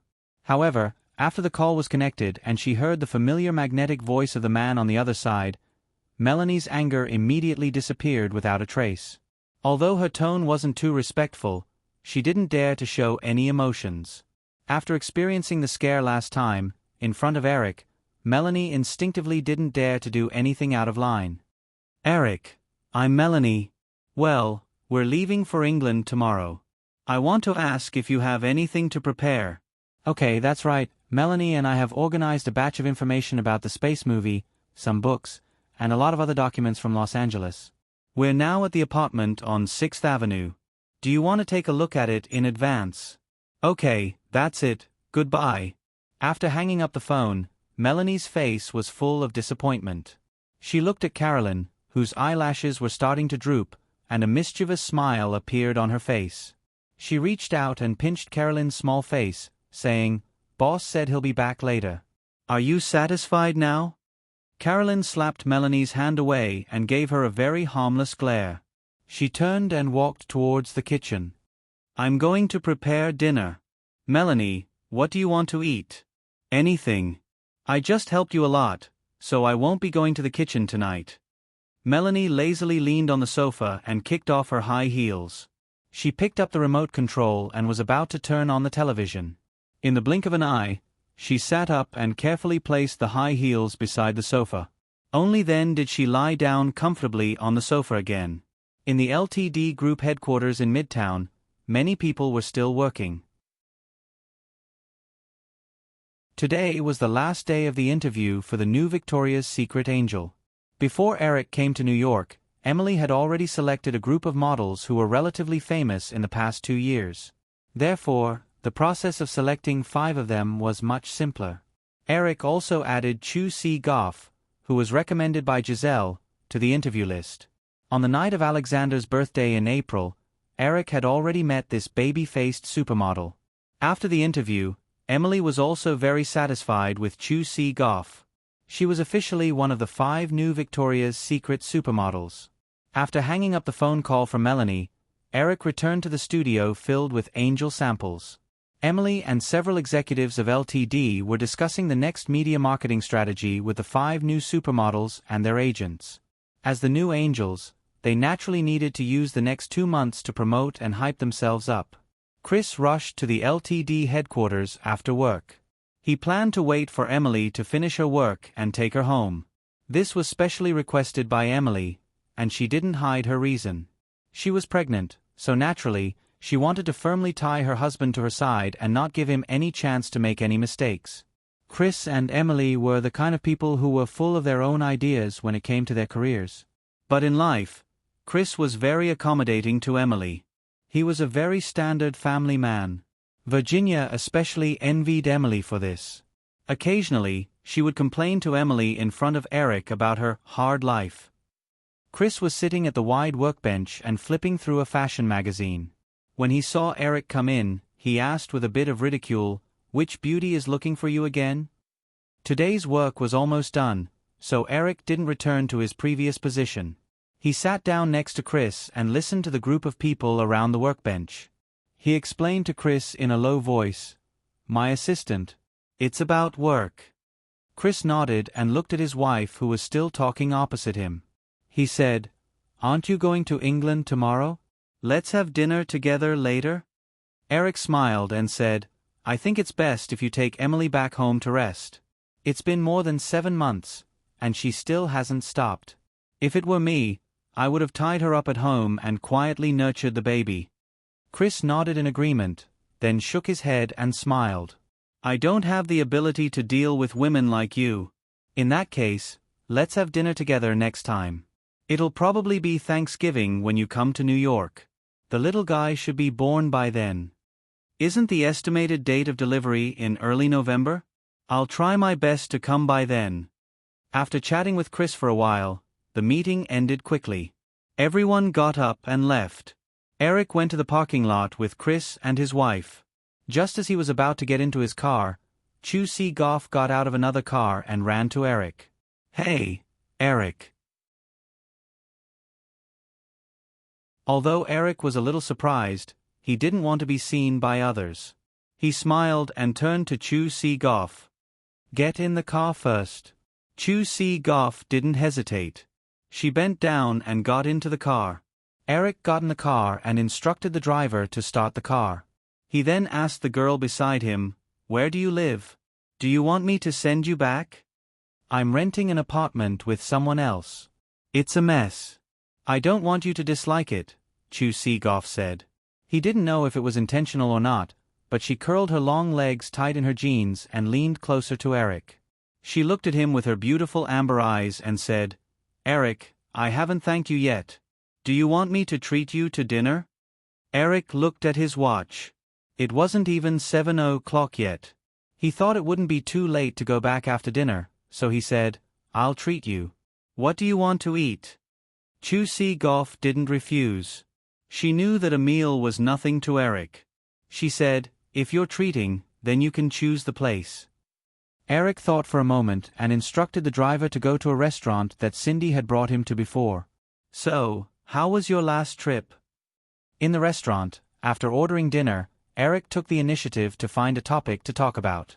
Eric was naturally asking about the time when he was willing to send a group of girls on a trip around the world. Chu Si-goff's face was still a little excited when she thought about it. "We went to Tokyo, Paris, London, Venice. Well, anyway, there were a lot of places. It was the best trip I've ever taken in my life." As a model, although Chu Si-goff often went abroad for work, her mentality when traveling and working were naturally different. Moreover, there was a private jet that they could command. This was an experience that she had never experienced before. As she said that, Chu Si-goff thought about the night of Alexander's birthday. She stared at Eric boldly and asked, "Eric, will you play that kind of game again in the future?" Eric winked at Chu Si-goff and said, "That's not for sure." They chatted casually as they finished dinner and drank a bottle of red wine.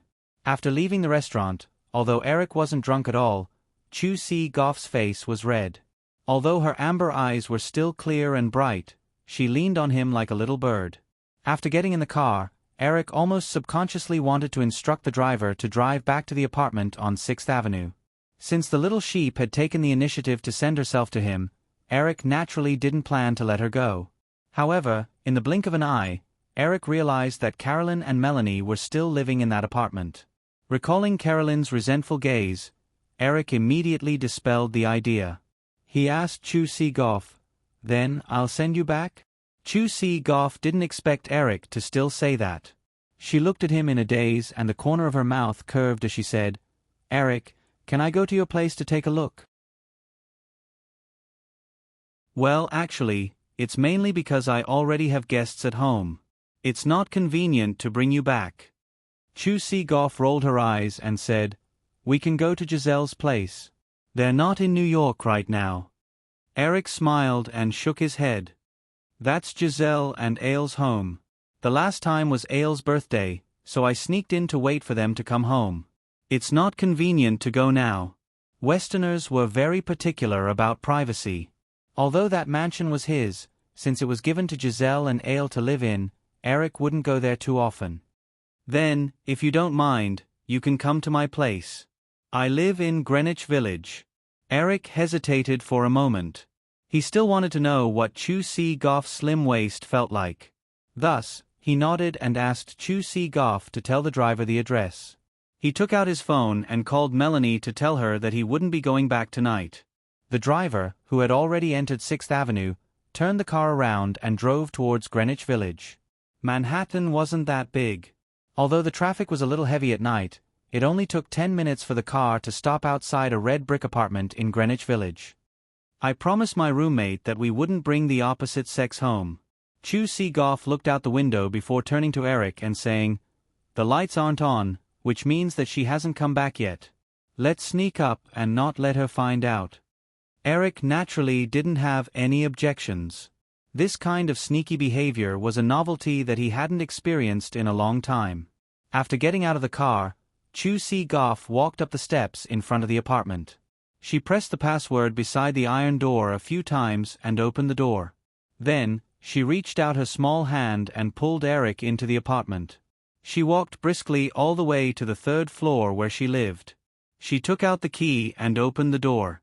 The living room was dark. Eric thought that the girl would turn on the lights, but he only heard the sound of the door closing. Then, a soft and slender body pressed against him.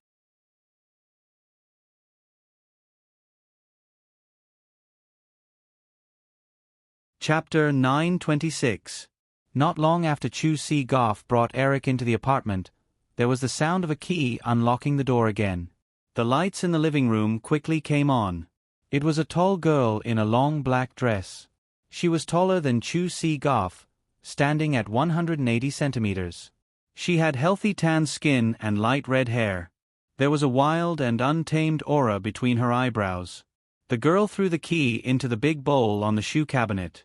Just as she was about to sit down and change out of her high heels, she noticed something strange in the apartment. There were several pieces of clothing scattered around the living room.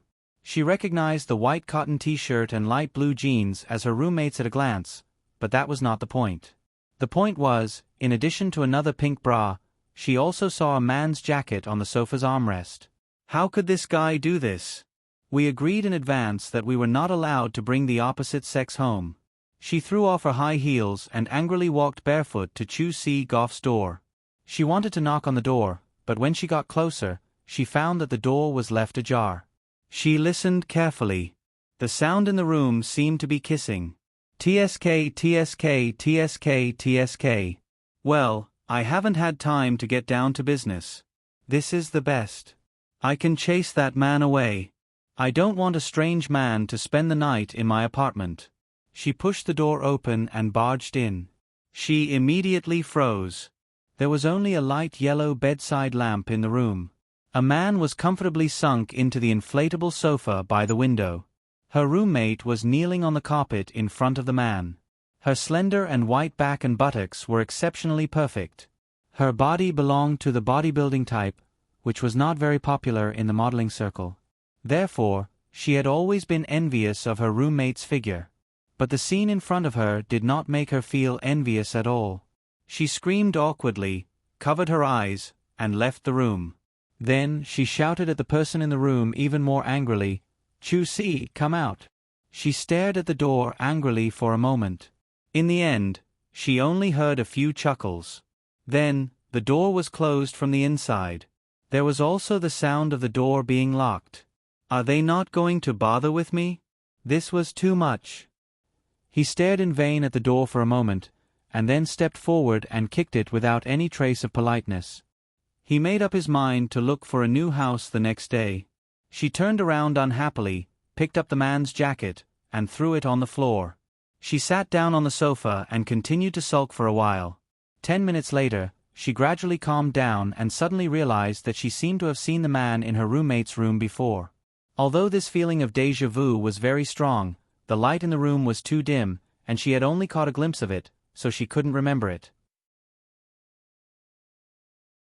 Feeling a little hungry, she stopped thinking about it and went to the kitchen to cook herself a bowl of oatmeal. She turned on the TV and watched it while eating. After supper, the 2 episodes of the sitcom ended.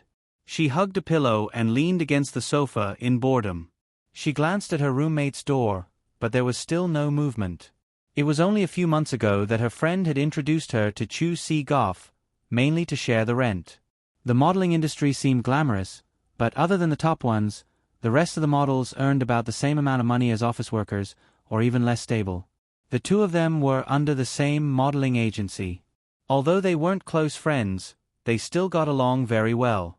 However, it seemed that Chu Si Goff had a boyfriend and would definitely appear here frequently in the future.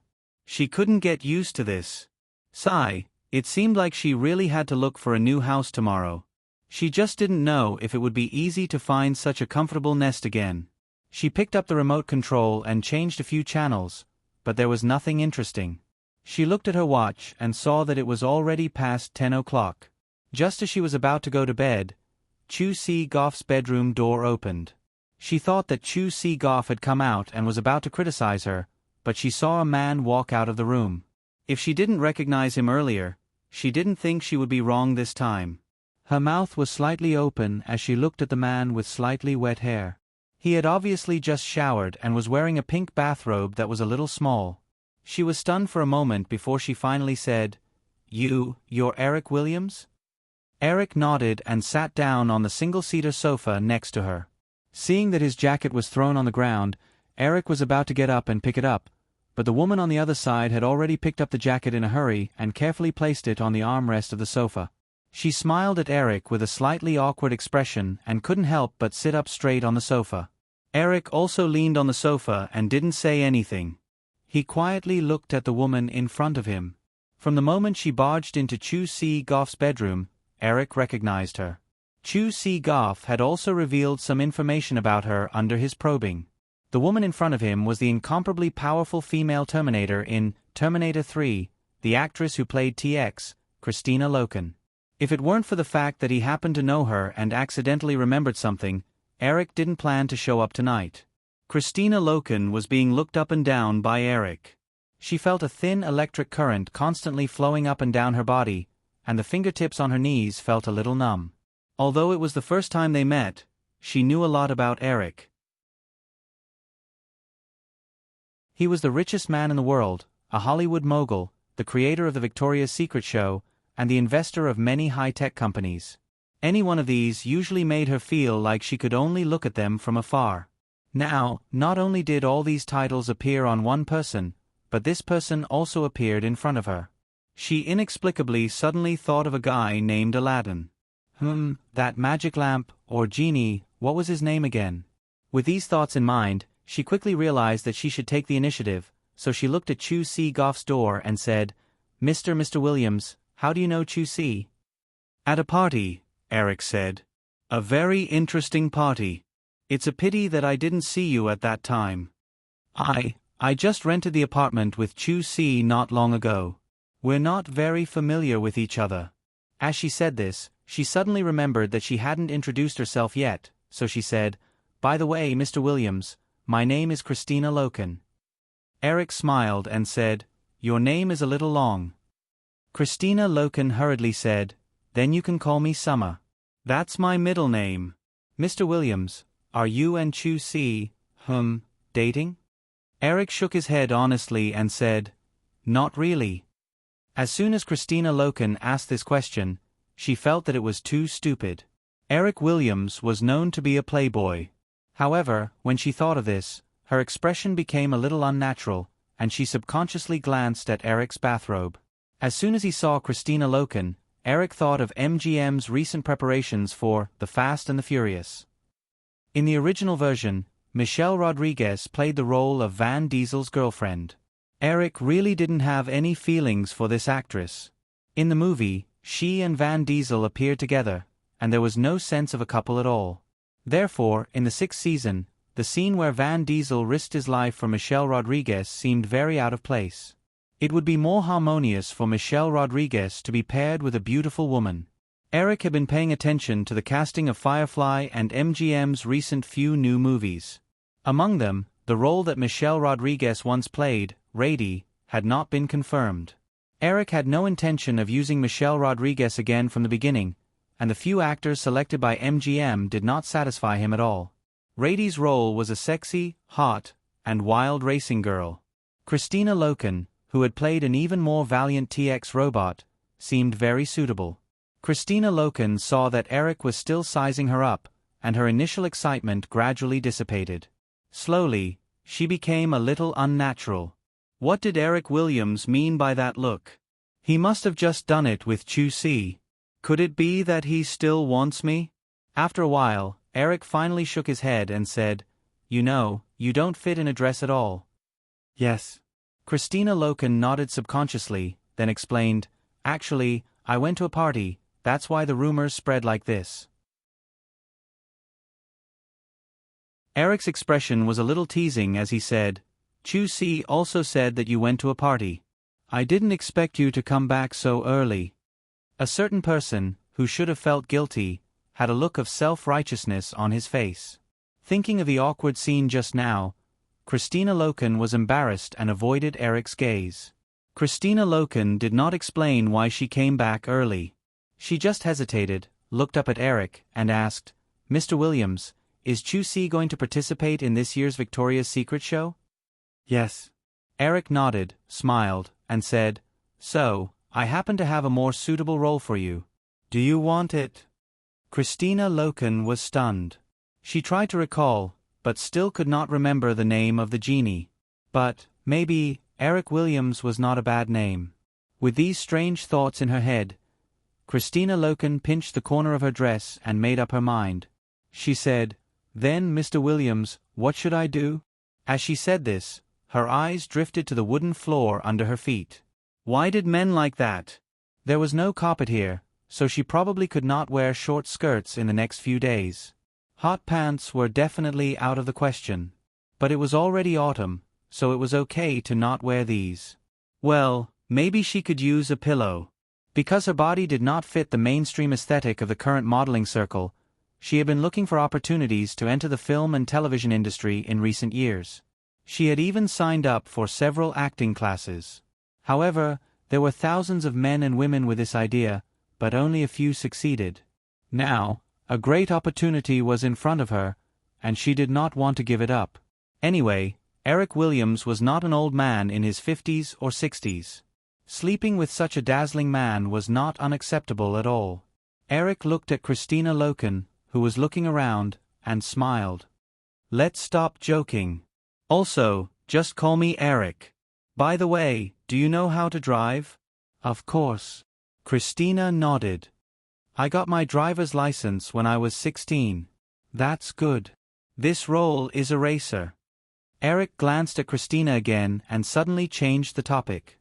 "Forget it, skirts really don't suit you, especially this kind of loose dress. Go change." "Okay." Christina immediately stood up and asked, "Eric, what kind of clothes do you like?" "You've seen Terminator 2, right? The scene where Linda Hamilton held an AK in one hand and a cigarette in the other. Try it on like she was wearing a sports vest and black pants. The character I'm talking about will probably look like this." Christina listened carefully to Eric, nodded, and turned to walk to her room. Eric looked at the TV screen in the living room, picked up the remote control, and turned to ABC. After the primetime slot was the late-night David Letterman talk show. As it was the fall TV season, the guests today were all the leads of American TV shows in the fall. When Eric saw the female lead of Apocalyptic Angel appear, he remembered that Apocalyptic Angel, which was taking over The X-Files next week, was going to be broadcast on Fox. Although this sci-fi TV series had a niche audience, it was broadcast at the peak of Cameron's fame. With Fox's marketing resources, the ratings would definitely be much better than before. Christina changed very quickly.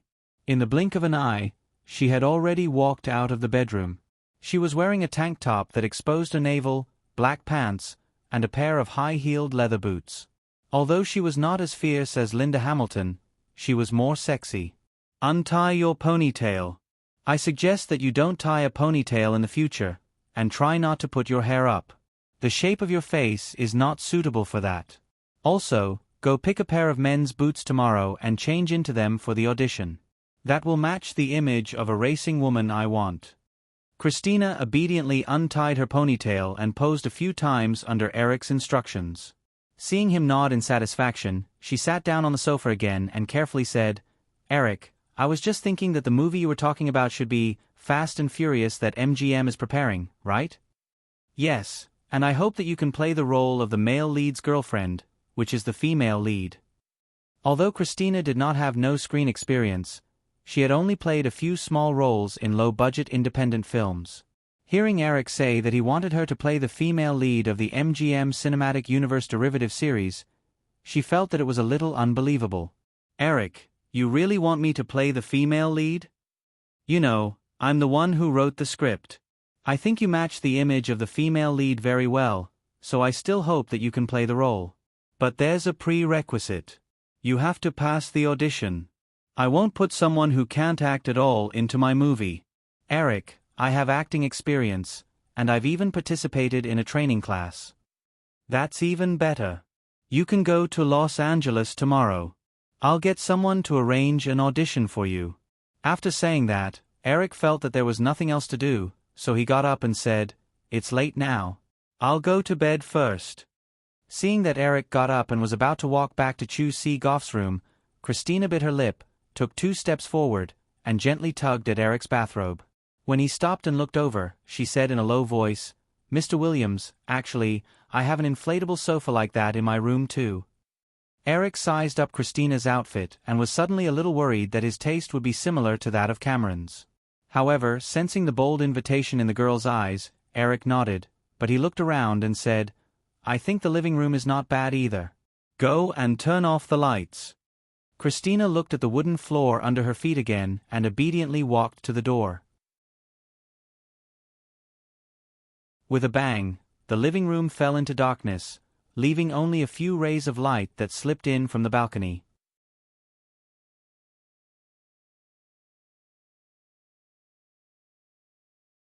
Chapter 927. Eric left Chu Sigoff and Christina Locken's apartment early in the morning and returned to his residence on 6th Avenue. He was ready to fly to England with his 2 female assistants. However, probably because he stood the 2 girls up last night when he promised to go back, Eric found that Caroline and Melanie were actually giving him a cold shoulder. Although they did not deliberately ignore him, they spoke to him in a business-like manner. Melanie was fine, but it was the first time Caroline showed such a state. Looking at her small face that was deliberately tense and always had a little guilty look, Eric felt a little strange, so he cooperated with the 2 girls and put on the airs of a boss. The private plane still took off from MacArthur Airport in the middle of Long Island. The plane entered the clouds and began a long journey of more than 10 hours. Caroline and Melanie casually flipped through the documents in the lounge in the middle of the plane until after lunch. Caroline finally couldn't help but look in the direction of the front cabin, where the luxury suite on the plane was. "Melanie, do you think we shouldn't neglect Eric? He is our boss after all." Melanie shook a script in her hand. It was Iron Man. "Carly, why do I feel that you are simply Tony Stark's little pepper, staying by his side, watching him mess around, and then cleaning up the mess for him?" Caroline had naturally read the script of Iron Man. These days, she would occasionally help Eric with his lines. In fact, she also felt that Eric was very similar to the guy in the script. Well, could it be that he wanted the female assistant to look like the little pepper in the script? However, it was really awkward to help him get rid of the woman after the ONS. Melanie looked at Caroline's flickering eyes and helplessly rolled up the thick script in her hand and knocked on her head. She said, "Okay, go to the front cabin and see your boss. I really don't know what to do with you." Caroline saw Melanie's extremely disappointed look and subconsciously shook her head. Then I won't go." Go. Melanie waved her hand again, then simply stood up. "Let's go, I'll accompany you." "But..." Caroline hesitated again. "What reason do we use to go there? A lot of things have happened in the past few days. Why would I need a reason?" With that said, Melanie pulled Caroline to the presidential suite in the front cabin. Although the space of the presidential suite was not big, the layout was very complete. After searching for a while, Melanie and Caroline finally found Eric in the study, completely engrossed in drawing something on an octavo. Without disturbing him immediately, the 2 women carefully sat down on the sofa next to him. They found that there were already a few drawings on the coffee table in front of them. Naturally, they curiously went over. At first glance, it felt like a concept art for a movie, but the style was extremely detailed. Be it the space station or the astronauts, everything was detailed. Even a few thin cables on the picture connected the 2 astronauts to the space station. The 2 women couldn't help but worry about the 2 astronauts in the picture who were obviously in danger. After carefully tasting the drawing in front of her, Melanie looked up at Eric. She really wanted to open the top drawing to see what the next few drawings were, but she was worried that the sound of paper flipping would disturb Eric. Caroline also raised her head, but she happened to meet Eric's gaze. She couldn't help but look away.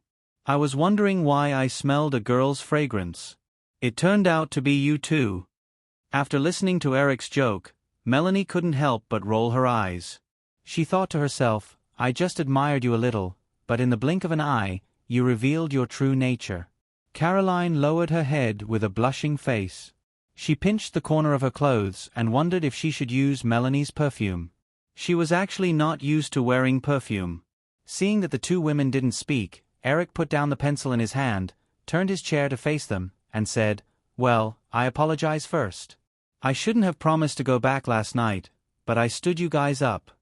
Caroline shook her head subconsciously and didn't say anything. Melanie said, "Eric, you really should apologize. Carly specially prepared dinner for you last night." Melanie didn't say too much, but Eric could imagine Caroline's disappointed look, so he looked at the girl. Eric said again sincerely, "I'm sorry, Carly, I promise I won't do it again. I'll prepare dinner today as compensation for last night." "No, it's okay, Eric." Caroline shook her head again. The trace of gloom between her brows from last night had disappeared without a trace. Melanie's face next to her became a little strange.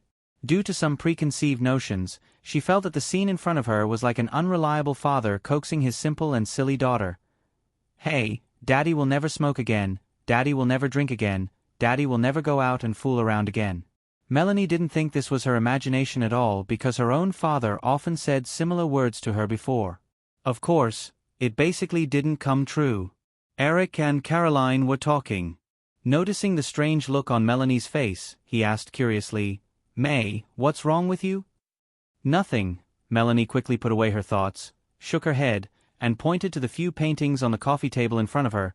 "Eric, are these the scenes in Gravity?" Eric nodded, took the one that had just been completed on the desk, sat down on the sofa opposite the two women, and said, "How do you feel?" Melanie looked at the picture that Eric had just put down. It was a picture of a woman curled up in a space capsule like a baby. Melanie could even feel the extreme loneliness and despair of the woman in the picture. "It's great," Melanie said. She no longer had any scruples. Together with Caroline, she admired the several concept drawings drawn by Eric one by one. Then, she praised again, "Eric, if you draw more, you can probably open an art exhibition." "Oh, thank you," Eric responded with a smile. Melanie said again, "However, Eric, do you think these pictures can really be perfectly presented on the big screen now? Not to mention other things, it's not so easy to perfectly show the weightless scene. According to the concept in your memo, this movie basically takes place entirely in space. It's impossible to rent NASA's weightless simulation plane like Apollo 13 2 years ago. If it's suspended by wires, I think these scenes in the picture are even more impossible to achieve.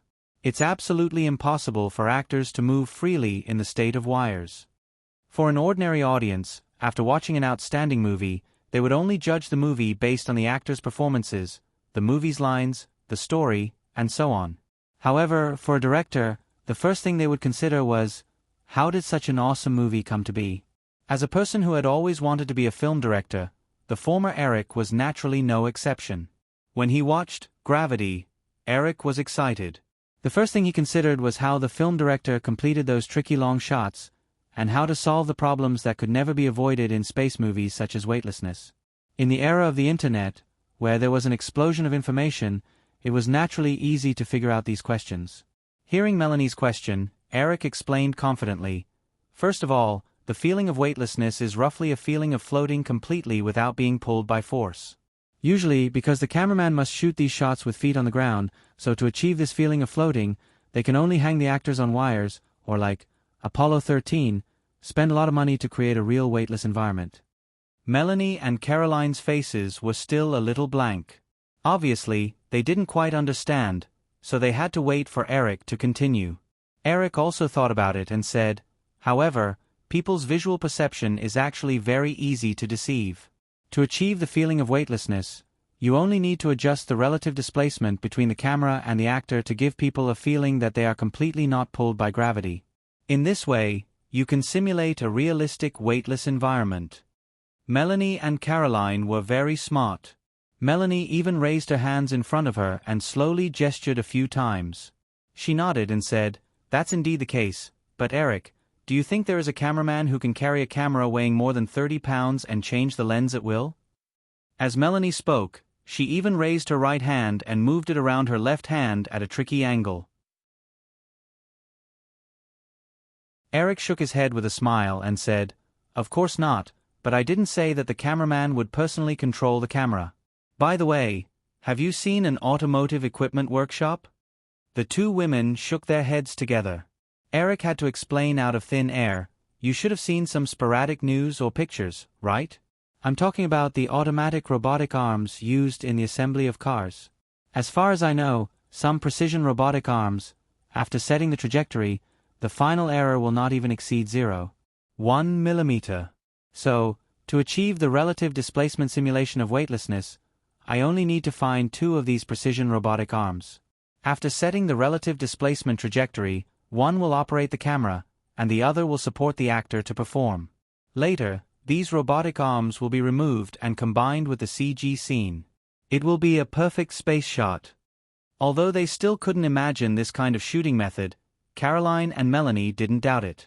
After all, among the three people present, Eric was the most professional. However, Caroline still asked curiously, Eric, in this case, this movie is almost all CG, right? Eric naturally knew why Caroline asked this.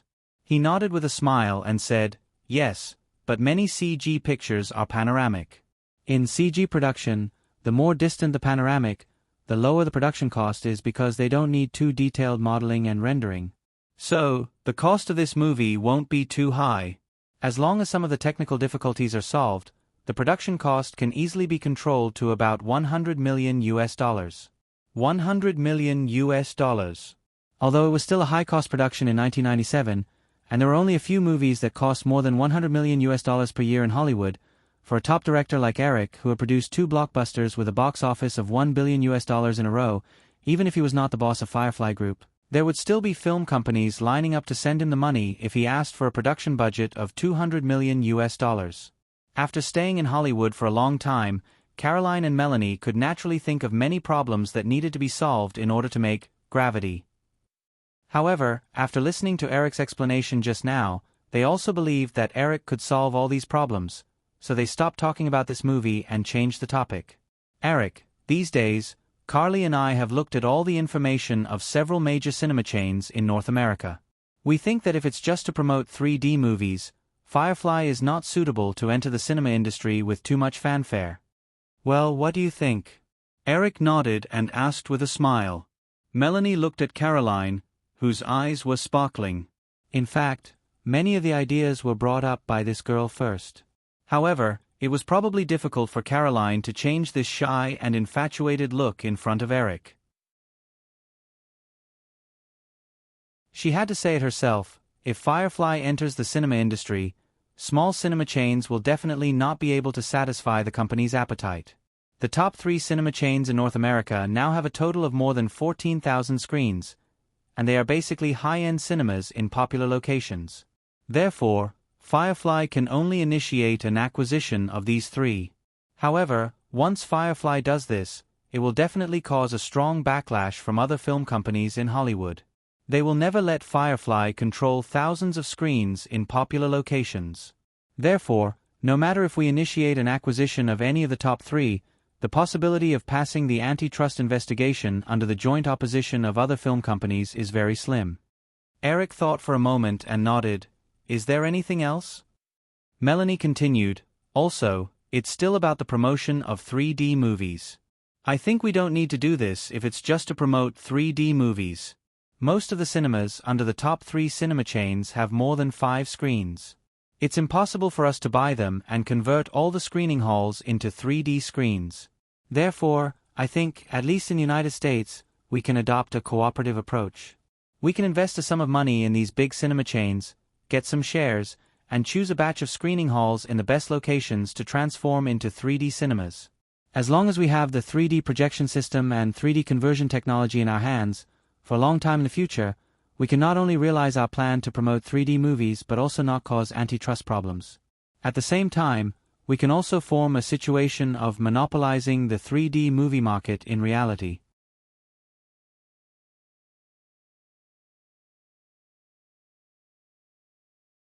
Chapter 928.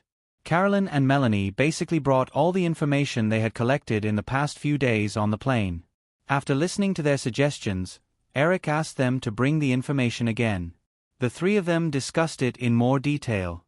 Due to the increasing prosperity of the North American film market in recent years, in 1997, the total number of screens in the major cinema chains in North America had exceeded 36,000 screens, which was almost an increase of 10,000 screens compared to 10 years ago. The large increase in the number of screens inevitably led to various problems such as market saturation and increased competition. Therefore, the small cinema chains that were not strong enough were annexed and integrated by the major cinema giants. So far, the top 3 cinema chains in North America, Regal Entertainment, AMC, and Cinemark, after years of expansion, had more than 14,000 screens with the highest commercial value in North America, becoming the 3 most competitive commercial cinema groups in the United States.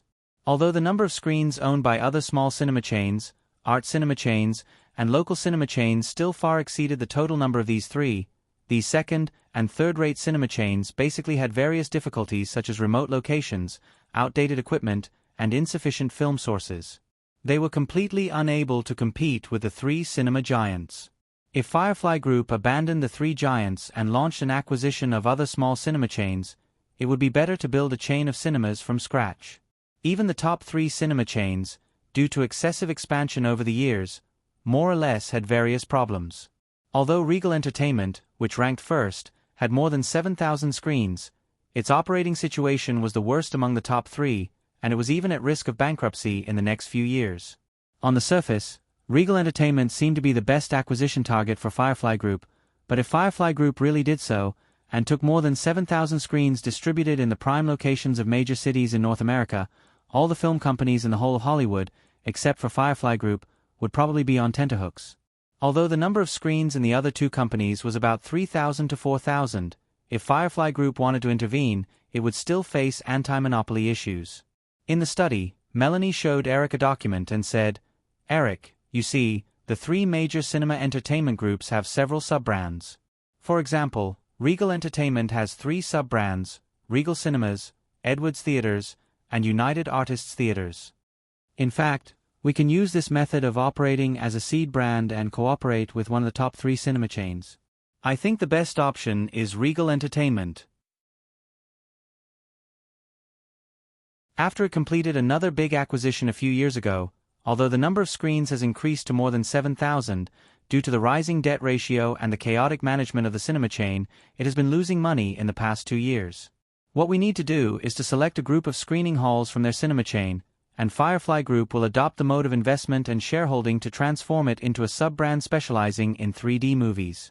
The biggest reason why Eric wanted to enter the cinema industry was that he hoped to promote 3D movies in advance, to find a new source of profit for Firefly Group. On the other hand, he also hoped to lead the promotion process. In history, the process of the popularization of 3D movies could only be described as chaotic. In the early stages of Avatar, many Hollywood blockbusters already had 3D versions. However, compared to the huge film market in North America, 3D movie sources had always been scarce. Without enough 3D movie sources, the number of 3D screens in North America naturally could not develop. The lack of 3D screens also limited the motivation of film companies to produce 3D versions of their films. After Avatar, driven by the huge profits, several major film companies in North America and major cinema chains began to produce 3D movies and rebuild 3D cinemas. This kind of swarming behavior naturally caused the quality of the 3D movie sources and the cinema's 3D projection system to be uneven. Most of the 3D movie sources and 3D cinemas were of very poor quality, which not only did the audience not further accept 3D movies, but also gradually developed an aversion to the movie model. As long as the 3D movie sources and the cinema projection system reached the standard, the visual experience of 3D movies was absolutely shocking. At the same time, it could also drive the audience, who were more and more inclined to watch movies on TV or online platforms, to re-enter the cinema. What Eric wanted to do now was to put the promotion of 3D movies on a positive track, and not let those overly profit-seeking cinema chains and film companies use low-quality projection systems and rough conversion film sources to gradually destroy this new film form. After patiently discussing with Melanie and Carolyn for a while, Eric finally said, "Then, let's call this sub-brand Real D." The 2 women showed a puzzled look. "Real D?" Eric nodded. Real D was actually the most popular 3D movie projection system in the original spacetime. The biggest problem with the projection of 3D movies was usually the brightness. Different from 2D movies, during the projection process, the 3D projector, the big screen, and the 3D glasses would cause the brightness of the movie to be greatly reduced. There was a special unit for the brightness of the movie screen called FL, foot-lamberts.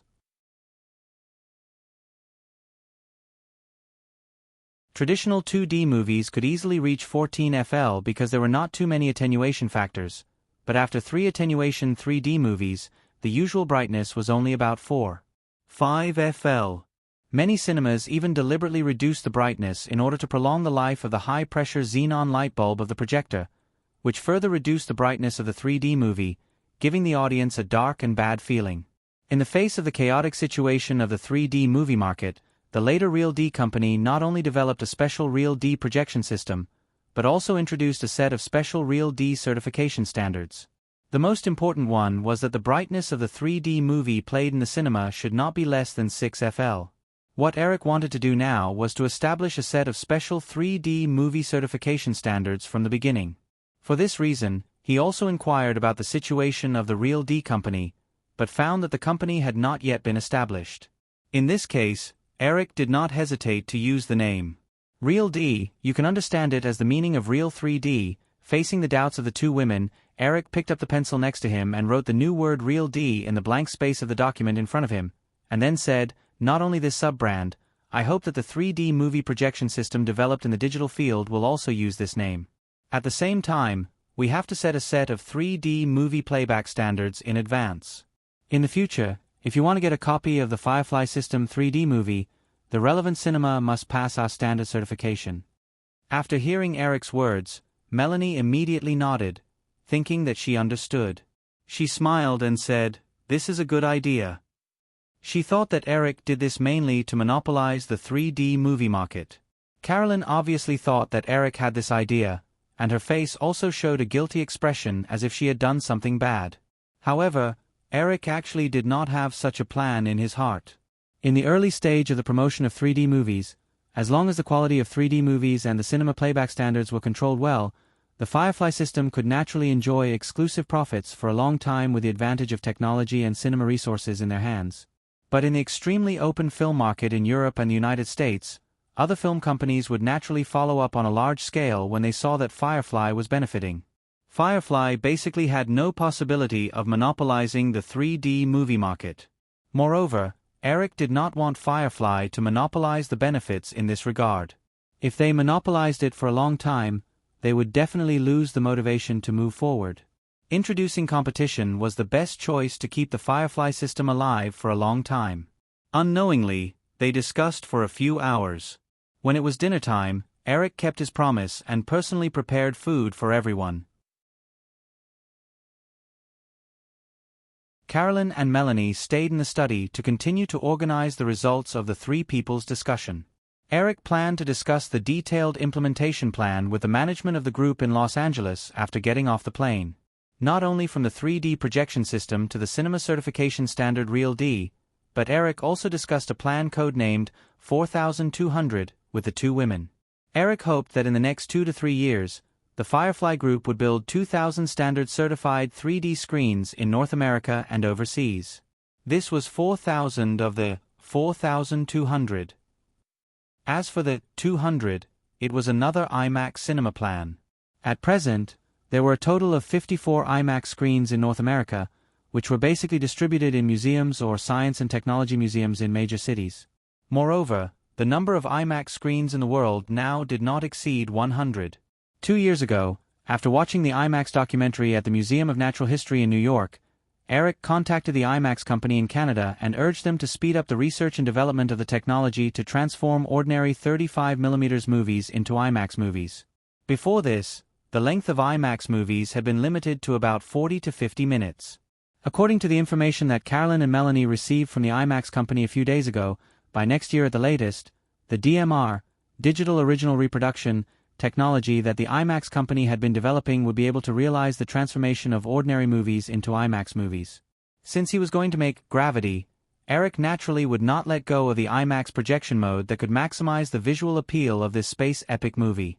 Therefore, while building 4,000 3D screens, Eric also planned to build 100 IMAX cinemas in North America and overseas. Finally, when the plane landed in London, Eric discussed the two plans Real D and 4200 with the Firefly executives through a video conference at his residence in Kensington Garden Street in London. Katzenberg and Frank Wells, who were far away in Los Angeles, could not help but be speechless. In Eric's plan, the Real D projection system that needed to be developed in the digital field had to abandon the current single 3D projector and use a dual 3D projection mode that could greatly increase the brightness and reduce the audience's dizziness. This meant that the cost of the transformation of each 3D theater could eventually reach $300,000. The cost of the transformation of a single theater was naturally nothing, but to transform 4,000 3D theaters around the world, the total cost would be at least $1.2 billion, not to mention the later operating costs. Similarly, to build 200 IMAX cinemas from scratch, even if the cost of each theater was $2 million, it would still be a cost of $400 million. In this way, in order to promote 3D and IMAX, the total investment that Firefly Group would need to invest was no less than $1.6 billion.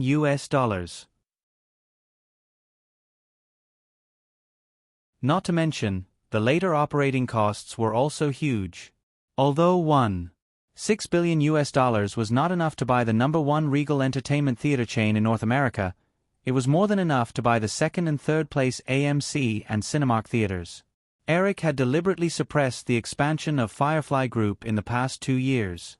Therefore, senior executives like Katzenberg who wanted Firefly Group to continue to develop and grow were actually holding back. However, when they saw Eric's new expansion plan, they could not help but feel nervous. Was it really worth investing $1.6 billion in order to promote 3D and IMAX that had no clear market prospects? What if it failed? Eric could naturally understand Katzenberg's mentality. This mentality was actually the main reason why 3D and IMAX had not been able to be promoted on a large scale for many years to come. No company would invest $1.6 billion on such a project when they had no market prospects at all. After all, the other major Hollywood companies, if their operating conditions were not good enough, the combined profits for a few years might not even reach $1.6 billion.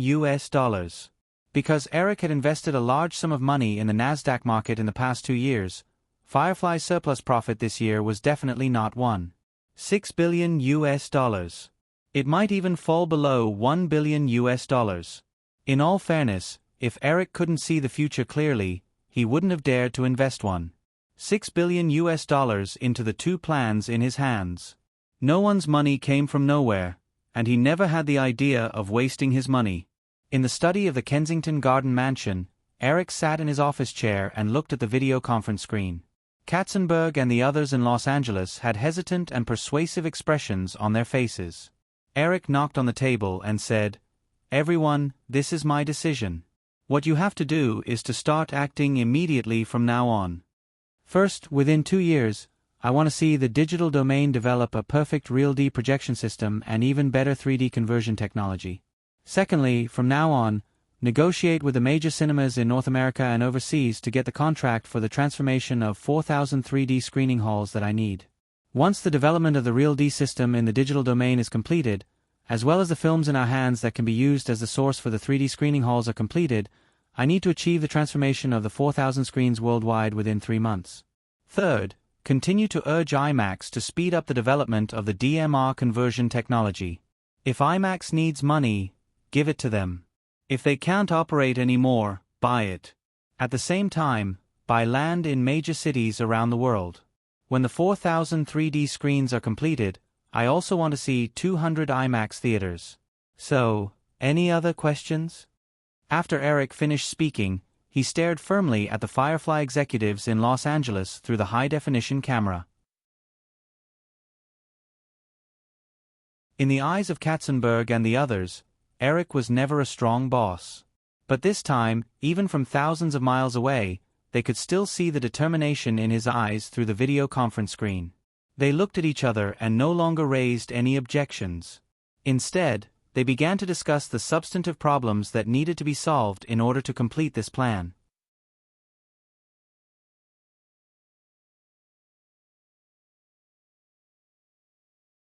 Chapter 929.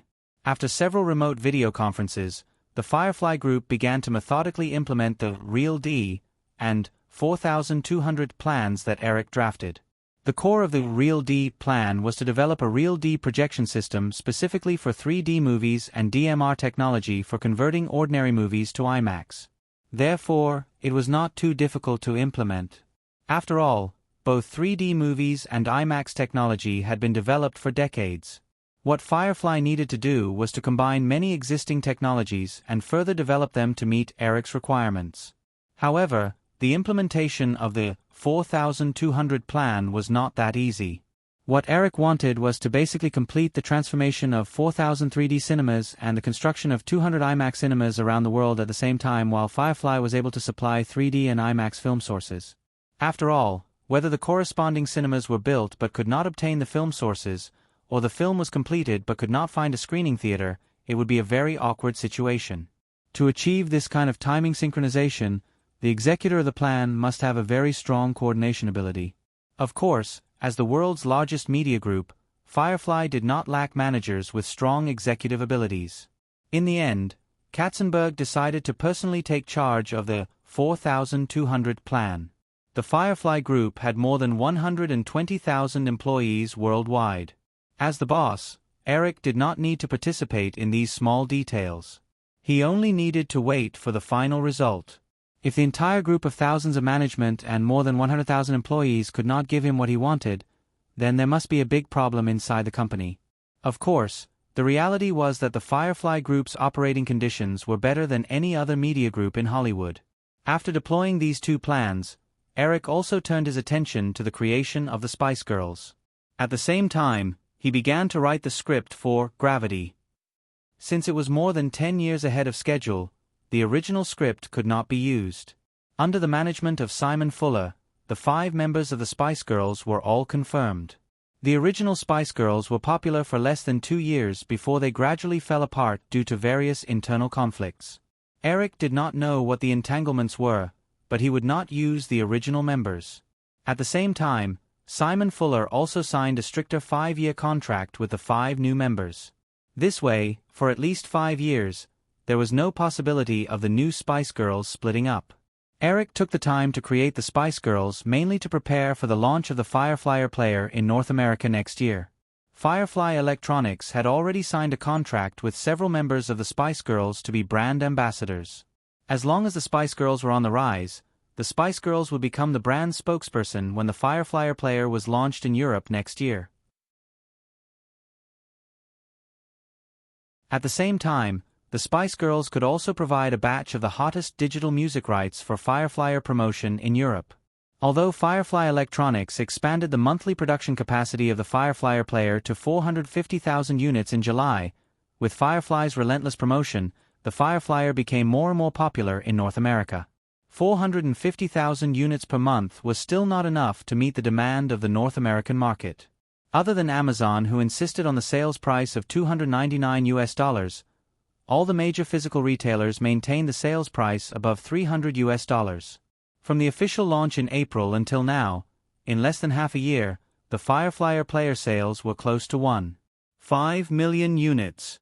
The management of Firefly Electronics predicted that after the Malaysian assembly plant was officially operational, the Firefly player sales in North America in 1997 would easily reach more than 3 million units. Even with the original price of $299, the annual sales of 3 million units would allow Firefly Electronics' annual turnover to exceed $900 million after the launch of their first product.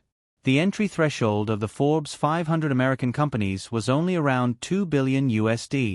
If Firefly Electronics wanted to, they could easily enter the list next year and achieve a goal that countless companies could not achieve. However, to Firefly Electronics, achieving this goal was only a starting point. After staying in the mansion on Kensington Garden Street in London for a few days, Eric discussed 2 detailed plans with Los Angeles before moving to Pinewood Town, located in the western suburbs of London, next to Pinewood Studios. He rented a studio in Pinewood Studios. On one hand, he rehearsed for the shooting of the Wannabe MV. On the other hand, he began to think about the shooting of Gravity. In fact, strictly speaking, these 2 matters were one and the same. Eric had originally decided to shoot a one-shot MV for Wannabe, purely out of interest. Later, due to his busy work schedule, Eric had planned to give up on this idea and give the MV4 Wannabe to someone else. However, after coming up with the idea of making Gravity, Eric decided to pick up the camera and shoot the MV himself. This way, he could carefully think about the technique of using long shots, the rules of composition, and other technical details. It would be easier for him to shoot Gravity. As for the cinematographer for this movie, Eric naturally thought of the original Emmanuel Lubezki. However, after watching a few of the others' movies, Eric dismissed the idea. Emmanuel Lubezki was just an ordinary cinematographer who had not been in Hollywood for long. The few movies that he had participated in were of average quality. He was not at the level of the masters that would be seen in 10 or 20 years. It would be better for Eric to do it himself. Eric did plan to do it himself. This was a little bit of a bad taste in his heart. Through Island Horror and last year's My Heart Will Go On, Eric had already won 2 Oscars for Best Original Screenplay and Best Original Song. He had successfully won the 2 titles of Best Screenwriter and Best Songwriter. Since this was the case, it would be good to continue and win the title of Best Cinematographer. Eric was not enthusiastic about the Oscars, but it was fun to continue playing this game. Except for Best Actress and Best Supporting Actress, Eric felt that he could try for most of the other awards. He was only 27 years old this year, and he did not plan to completely give up directing in the future. Setting such a goal full of bad taste would more or less give him some motivation in the future.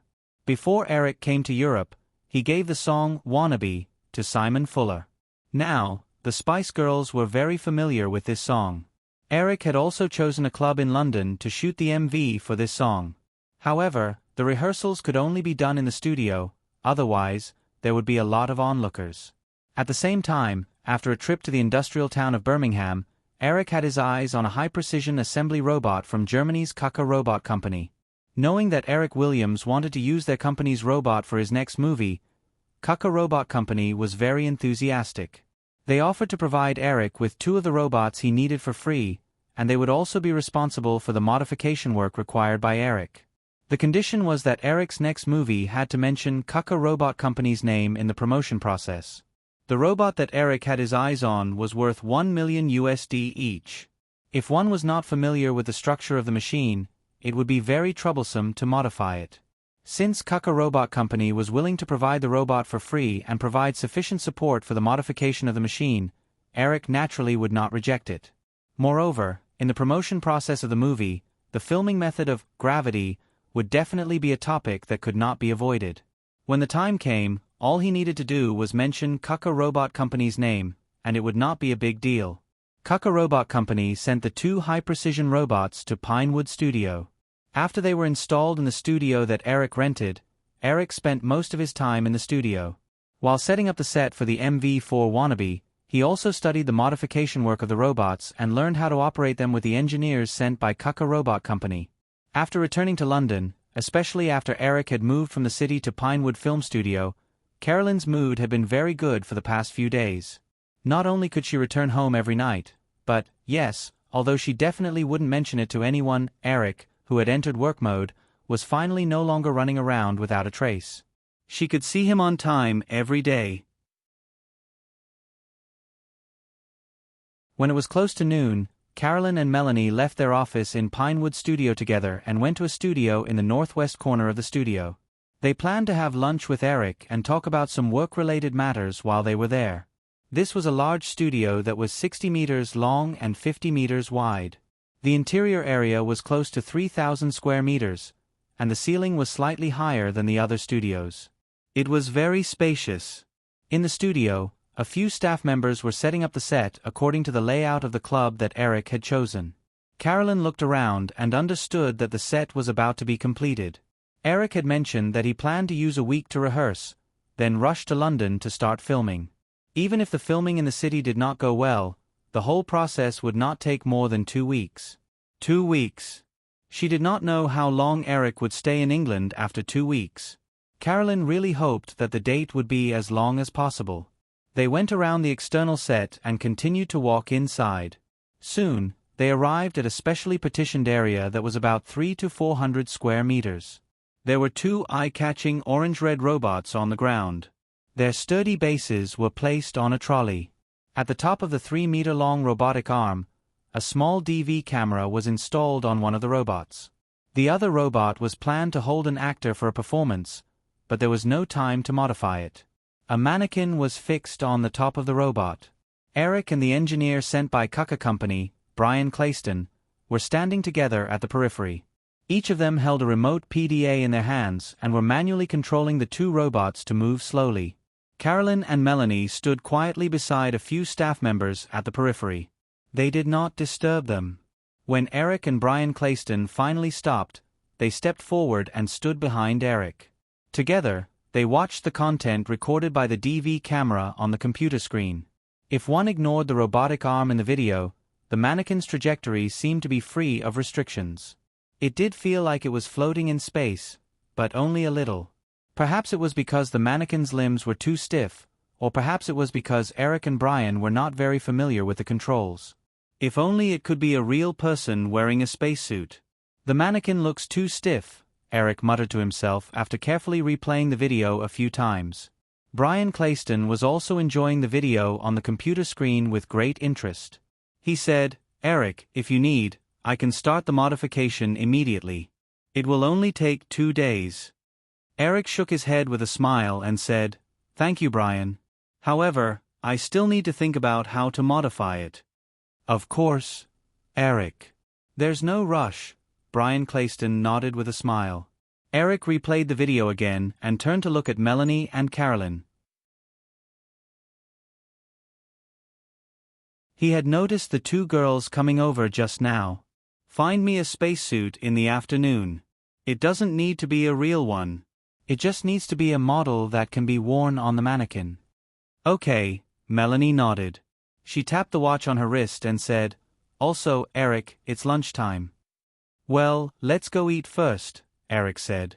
He looked at the small box in Carolyn's hand and asked with a smile, "Don't tell me you've already prepared lunch for me?" "No." Carolyn shook her head and showed the box to Eric. She said, "This is the music phone sample sent by Nokia this morning." Eric saw the Nokia logo on the box and nodded. He said, "Let's go to the restaurant and take a look." After Eric finished speaking, he said goodbye to the other staff members. Everyone left for lunch. Brian Clayston didn't join Eric and the others. He just said goodbye and left with the other staff members. Eric took Carolyn and Melanie to a restaurant in the studio. After ordering lunch, he opened the box that Carolyn had brought. "I've already read the information in advance." Carolyn looked at Eric opening the box and taking out the sample phone to play with. She took the initiative to explain to Eric, of these two samples, one uses flash memory, but the capacity is only 64 megabytes. It can store about 10 songs, which is the common capacity of flash memory chips now. The other one uses a micro hard drive, the latest product from Seagate, with a capacity of 2 gigabytes. According to the information provided by Nokia, they won't mass-produce music phones with flash memory for the time being. They're just accumulating technology. The music phone that uses a micro hard drive will be the model for the market. They'll officially release it in January next year. It's similar to the second generation of Fireflyer players. There are two models with 1 gigabyte capacity and 2 gigabytes capacity. The prices are about $600 and $700.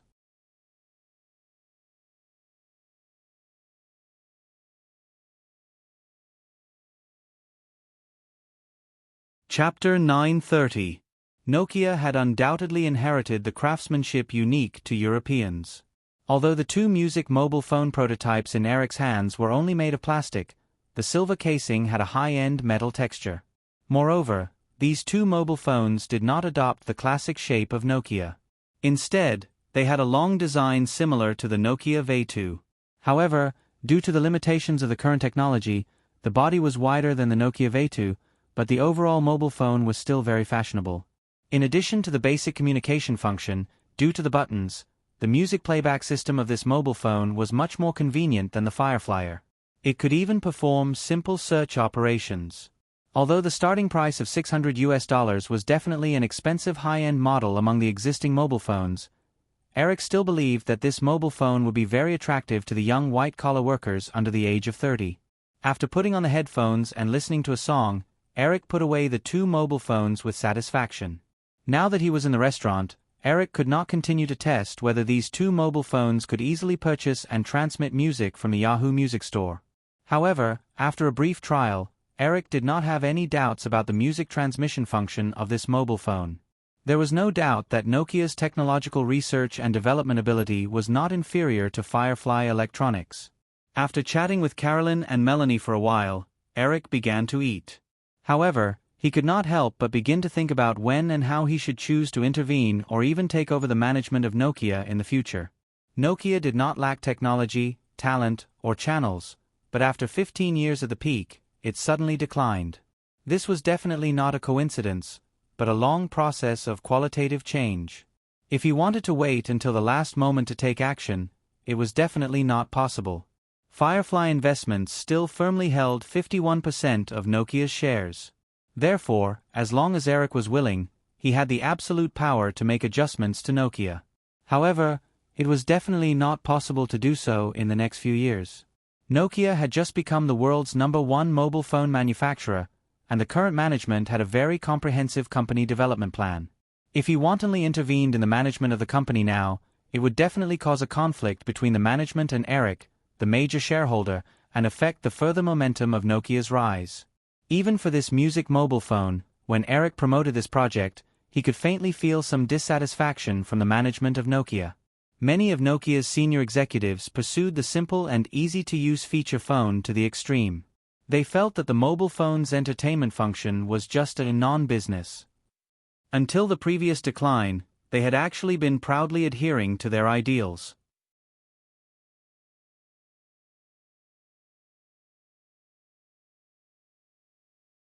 The completion of the integration of the media groups also meant that in this situation where the monopoly structure had been formed, unless a media company adopted a small merger to win a big one, there was no possibility of developing from scratch into a media group. The media industry in the United States had once again entered the era of oligarchy. When Eric heard the news, he suddenly remembered the conversation he had with Robert Shea, the CEO of New Line Cinema, a few years ago. Although he had stirred up too many storms in the past few years, this had happened in the past, and the general trend had not changed.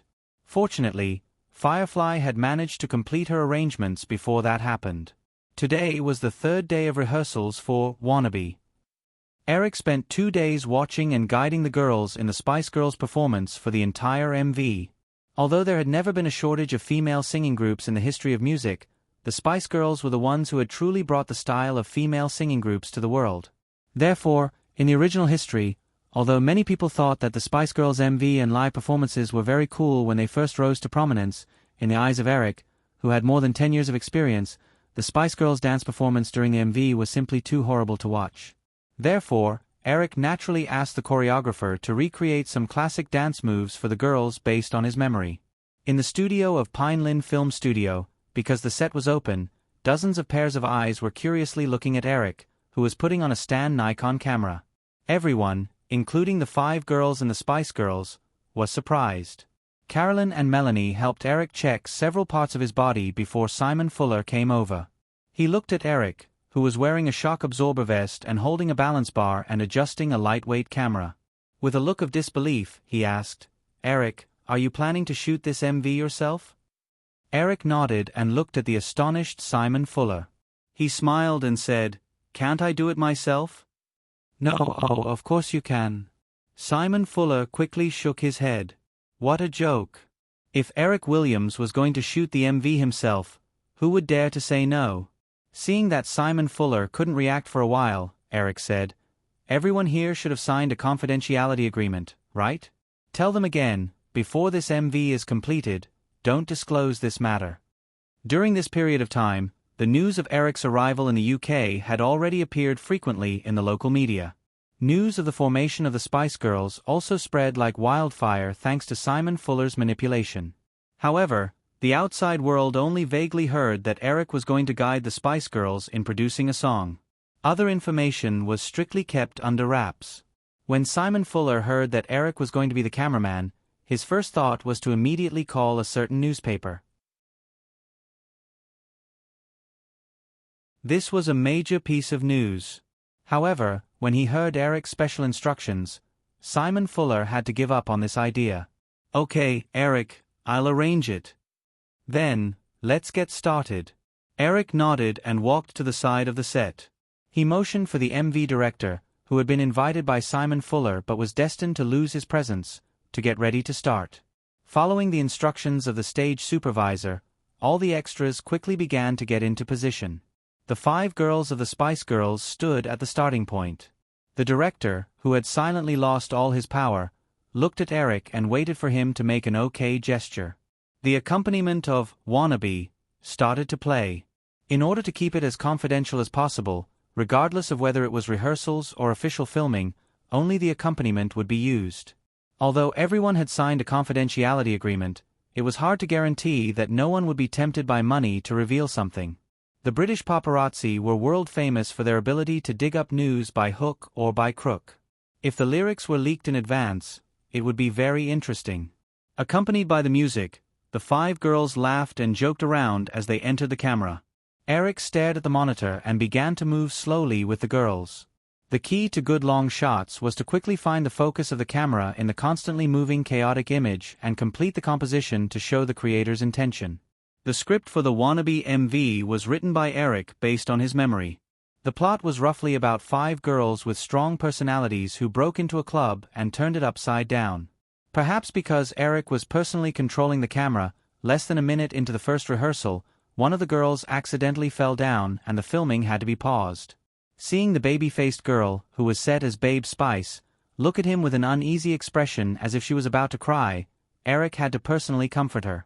In order to figure out how to use long lenses, Eric had set aside 2 weeks for the shoot. Therefore, he wasn't in a hurry at all. After comforting Babe Spice, he instructed everyone not to stop the shoot midway as long as there weren't any particularly serious situations. The music started again. Although there were still some minor issues in the process, at least there was no intention of pausing midway. Eric stared at the monitor, his footsteps steady as he slowly followed the dance steps of the girls. He quickly calculated in his mind how to shoot a certain scene in a more coordinated manner. Originally, he thought that they would complete the first one shot. However, the music went on for about 3 minutes. In this detail, a young couple should be dancing excitedly with the 5 girls.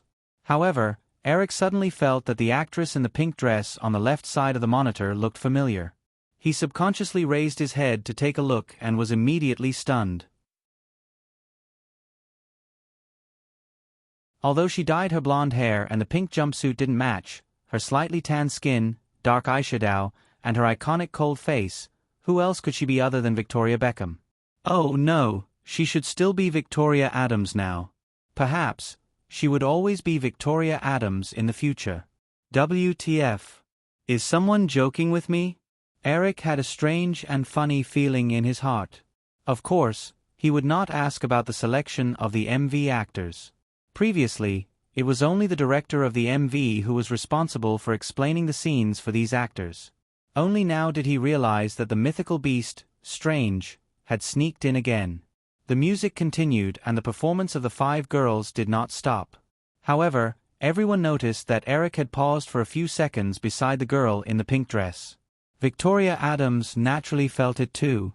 She could not help but look at Eric. Her dancing body stopped. She wanted to get down from the chair but did not know if she should do so. She had just seen Eric in the crowd planning to personally act as the cameraman. She could not help but fantasize about whether she would be noticed by such a big shot. However, she also knew that this was probably just a fantasy. Not to mention the 5 members of the Spice Girls group, even among the actresses in the MV, there were several who were prettier than her. Now, she suddenly noticed that Eric Williams had deliberately stopped to look at her for a few seconds. Victoria Adams felt her heart thumping. Due to an indescribable excitement, a faint feeling of numbness appeared all over her body. Eric noticed that Victoria Adams had completely stopped moving and was looking at him. Only then did he come back to his senses. Very naturally, he operated the camera and turned the lens to other places. Outside the stage, Melanie, who had also noticed this detail, snatched the cup of coffee that Carolyn had been carefully holding. She unceremoniously took a sip and said, "See, what did I say? You're tuning in to the Narrate and Escape YouTube channel. Don't forget to subscribe and join us on this journey to catch the most captivating stories."